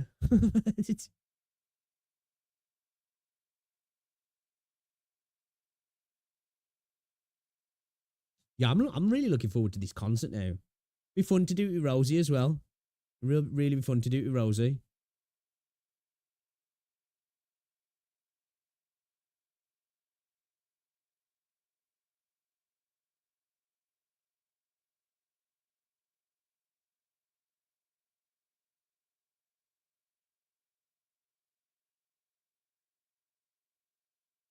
Imagine a giant hulking behemoth angel in heavy armor wielding a minigun. Speaking and stuff like that. Fueling the forces of hell and helping them to bend the very rules of God's creation, Goethic magic has proven to be one of the most difficult things for the forces of mankind to deal with. Fed by suffering, pain, and torture, this magic requires the strongest wills to wield, and the archprinces will pay any price to ensure that their forces are able to unleash its power on the battlefield. For mankind, there is only one answer: to put your belief in the Lord, to embrace the idea that you can be a vessel for his great works, a conduit for his wonders and miracles. As the farmer walks to the field with a firm grip upon his scythe, so must the soldier keep a firm grip upon his faith. Yo, this dude's got the voice, man. I had to drop a sub here. Oh, he's got all of the Trench Crusade stuff. Yes. Yes. I am finding another rabbit hole to delve down in Trench Crusades, guys. Oh, man, it's fucking so cool. It's so cool. Oh, you're getting a new boom arm. Oh, what are you getting? The new, like, road boom arms are cool, man. They make mine look ancient now.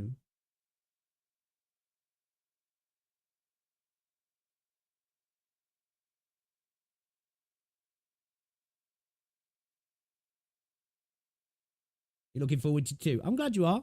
Yeah, a lot of people have been asking for it, man. Hopefully it's a fun stream, you know? We get in the mode, in the mood, ready for it. Because, like I say, Rosie's, because when I was saying, like, I was like, if you're going down the caravan with your mum, then I'll probably just do it on my own. And she's like, no, I want to watch it as well. So, looks like she's looking forward to it as well. So now I got that high rise one from Away Free. Oh, okay. That reminds me, I should post the boss music for the two badass bosses fighting each other. Yeah, do it. Yeah, Trench Crusades. It's cool, man. It's a cool ass universe, that is. Dark, depraved, but insanely freaking cool. Insanely cool.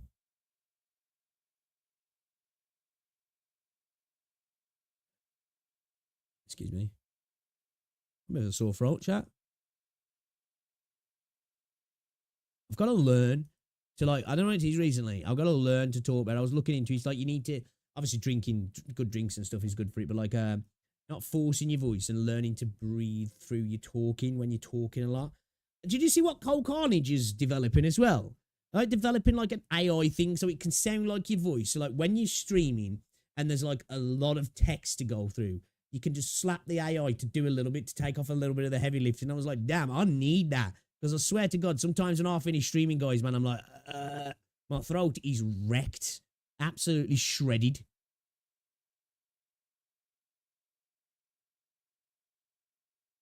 Road are awesome, but damn expensive. Yeah, this one's been good for me. I've had it a few years now. How much pay for this? It's like 40 quid, but it's one of the older roads, not like the new ones.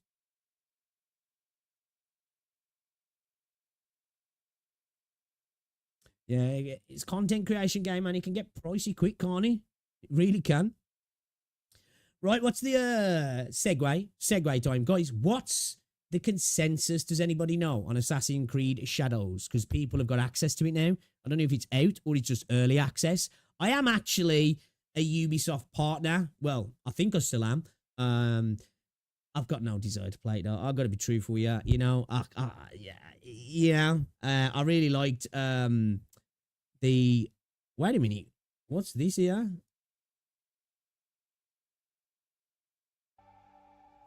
It is pretty annoying. It's always been annoying. But so the bonus. This right here, that's such a coincidence. This is exactly what I was talking about with Wuthering Waves. This is what I was talking about.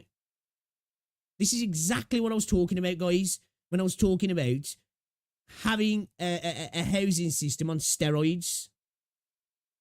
And you go into a dungeon, you collect houses, parts of them, and you go in and you do something like what she's doing here.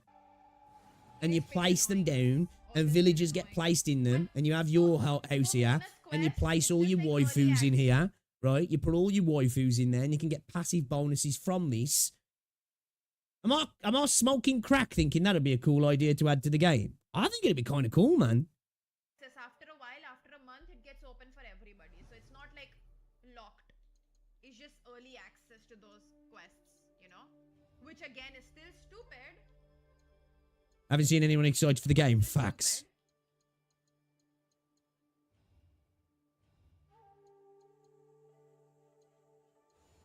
But like you do get access. ऐसा नहीं कि नहीं मिलता. I just Yeah, the Ubisoft are ready to sue people for being negative or being offensive. Really?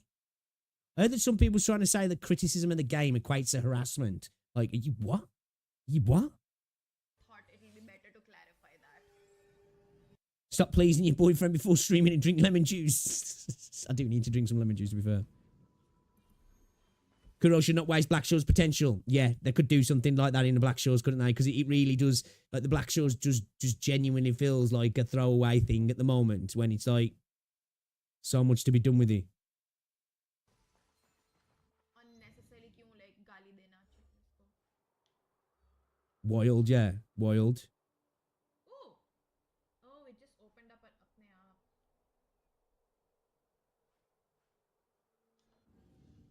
Yeah, I saw Asman was playing it, and what I gathered from what he was saying, it was like, you know, it was just there. He was like, it's not bad. I think he thinks it was better than what he thought. He said the environment was really well designed. But to be fair, the last few Assassin's Creed games, they killed it on environmental design anyway, so I wasn't afraid that that was going to be a problem. But he says the story's just kind of mid, and the combat system's really shallow as well. She has a total of 4. I feel calm here. My problem with the Assassin's Creed, you know, the Vikings one, because I like that game. It just dragged on for too long, man. It got to the point, like, you know, the last 20 hours of the game, it was like, dude, the game should have finished 20 hours earlier than what it did.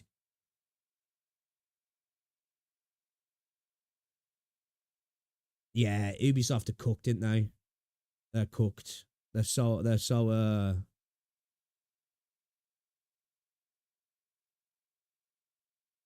honestly, some of the criticism of AC Shadows. Oh, there's always going to be. The thing is, there's grifters in the gaming space that, like, Christ, you know, the amount of people that freaked out. Like, I remember the amount of people that were freaking out about that. Is it the next Naughty Dog game? Whatever. Anyway, I don't know if it's a Neil Druckmann game. You know, it's a PlayStation exclusive, and it's like set in a synth wavy sci-fi universe, and everybody was freaking out that the main character was a woman with a shaved head, and I was just like, what? You know, like look, I play gacha games. I like me some big booby waifus, right? Not every character has to be like that, and people were freaking out like, oh, it's woke, and I'm like, I thought the character looked all right. I did. I thought like she looks like a gritty character, like, you know. Valhalla, yeah, Valhalla. Yeah, I always forget the name of it. That's how memorable it was. Yeah, it was a good game though, man. It was a good game. I liked it. Yeah, do you know what? I'm kind of the opposite with Assassin's Creed. Like, I was never really into the OG Assassin's Creeds. But I liked it when they started to go a bit more like open world RPGs, personally. Which I know I'm in a minority there. Most people they didn't like that. But I liked Valhalla. I liked was it Odyssey, the one that was set in like Greece. I really liked that one. That was a massive game, man. Massive. Probably too much content, but like, you know, it was definitely worth its money. You know, it was a good bang for buck, like in terms of content. Anti-woke grifters in a nutshell. Yep. Like, don't get me wrong. Anybody who's balancing in the middle sees that there is activism pushed into games a lot nowadays, in media in general, especially from left-leaning people who want to put their idea of how the world should be into stuff. And it can work sometimes. It's when it's ham-fisted and it doesn't match the world and it doesn't sit right, does it? When it's like, okay, we see what you're doing here. But again, there is this group on the opposite side who everything's like, oh, that's it, man. DI, woke, this, that. And it's like, okay, not everything's that, bro. You know, you see monsters under your bed that are not there. You know what I mean? It's like, calm down now. Yeah, I'd probably agree with that, Mr. Demar. Like, as I say, I like them, but yeah, I think that's a fair comment to make compared to the original games. Definitely, yeah, you're right on that. So he's disrespectful. Yeah, one thing I did hear that people were like going on about is like you can have 2 dude partners and a married woman. It's like, okay. It does seem like there is a bit of disrespect towards Chinese culture. It just seems like when they was using like, you know, the designs of the dragons. They were using like Chinese dragon designs. It was just like, if they did that in China, people would go mental. Now I'm afraid for the new Witcher. I'm hopeful. I love The Witcher 3, so all I can do is cope. Even if it's not even about political agendas or leaning or whether somebody thinks a game's woke or this, that, the other. Games have just lost a little bit in the design element. This is why so many companies use old IPs and remaster and remake and have a 15th sequel of a game that used to be good, because they know that the quality of the game doesn't hold up on its own, that they have to use an old IP to keep them going. That's the biggest problem in gaming at the minute. The creativity's gone, and it's because the cost of video games is sky high nowadays. That we've lost the generation of the end of the PlayStation 1, start of the PlayStation 2 generation, where games were a lot more cheaper to make. So companies threw stuff at the wall until it stuck. And if that one game stuck, it would make enough money that it covered all the failures. We're in such a space now where games cost so much money to make that developers are afraid to try something new. And it makes the space a lot less interesting, doesn't it?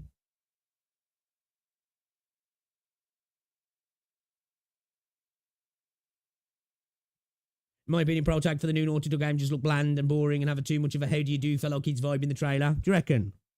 Suppose, I guess. Maybe it's because I ain't 20 anymore, so maybe I don't see that too much, you know what I mean?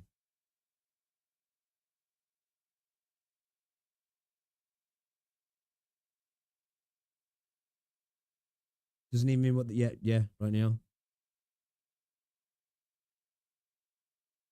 A lot of people forgot the gaming is meant to be an escape from reality. And like, don't get me wrong, I'm not one of these people that's like, oh, I don't want political discourse in my video game. I love fucking Metal Gear Solid games, you know? They're rife with it.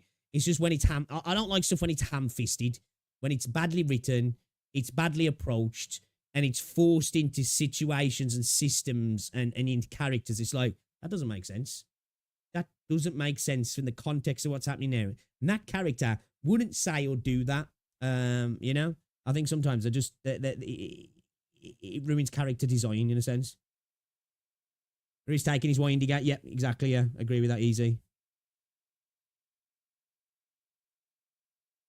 Yeah, true, JJ. And graphics. Graphics has become such a massive thing now that there's a lot of money spent in systems, you know, physics-based stuff, and then like that goes because the way video game works now is right. You catch people with a trailer to make it look 10 out of 10. Doesn't matter if it's vapid or vacuous.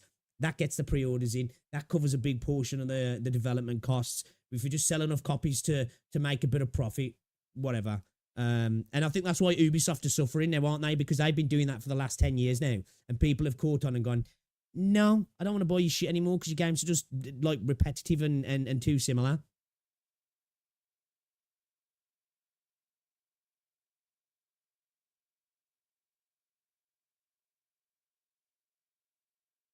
Yeah, I agree, Virgon.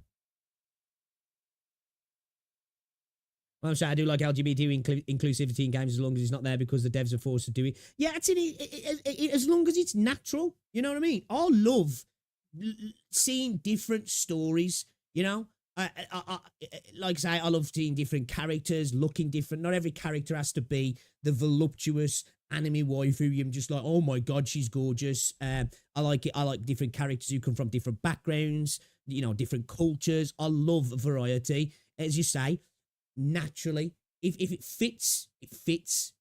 Just don't shove it down my throat if it really doesn't suit the environment that it's in. That's what I don't like, because it just ends up being bad storytelling and bad character design, isn't it? Because it's like, okay, we got this character that we've had to twist and kind of ruin because we want it to fit this. Whether it's left or right, it's just yeah, you know, good storytelling at the end of the day is the most important thing, and good characters, isn't it? And sometimes good storytelling can come along with all that sort of stuff as well. Exactly, easy. Exactly. It's like special effects in a movie, isn't it? CGI. The best CGI is when you don't even notice it's there. It's just, it feels natural, doesn't it?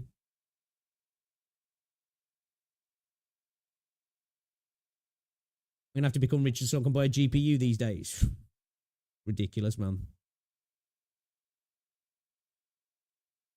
Do you know what? I was watching a video. I'll share this in Discord with you guys later. It's from a company that I think are apparently trying to work on a new game engine. And they were talking about a lot of that, DMAR, comes down to Unreal and the way Unreal's designed now. And it's a very inefficient engine, and that so much has to be put into processing power to get less out of it than what it really should be doing. And that's why so many games nowadays are running on things like 4090s, struggling to get 60 FPS. Now, optimization's a big thing. Struggling to get 60 FPS and still having a lot of visual artifacting issues, and how it's a fundamental problem in the way that Unreal Engine's designed as well. It's a really interesting video. I'll have to link it in the Discord.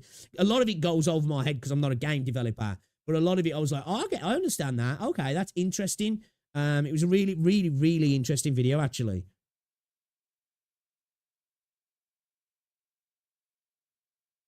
Baldur's Gate so progressive you can bang a bear. Exactly, Purple. Exactly, man. That's it, innit? If it's done well, nobody cares. It's when it's done badly, then it's forced in, and then that's like, well, look what we did. Look what we did. And everyone's like, yeah, cool, bro. Yeah, that's the thing. Sometimes people use that as a veil for shit that they've made. And they're like, yeah, but look what we've put rainbow stuff on it.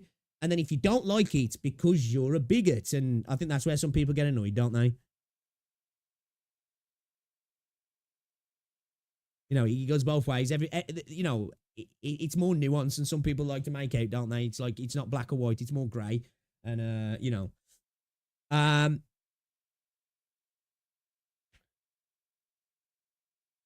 Imagine their reaction when they see Shepard or Seamus.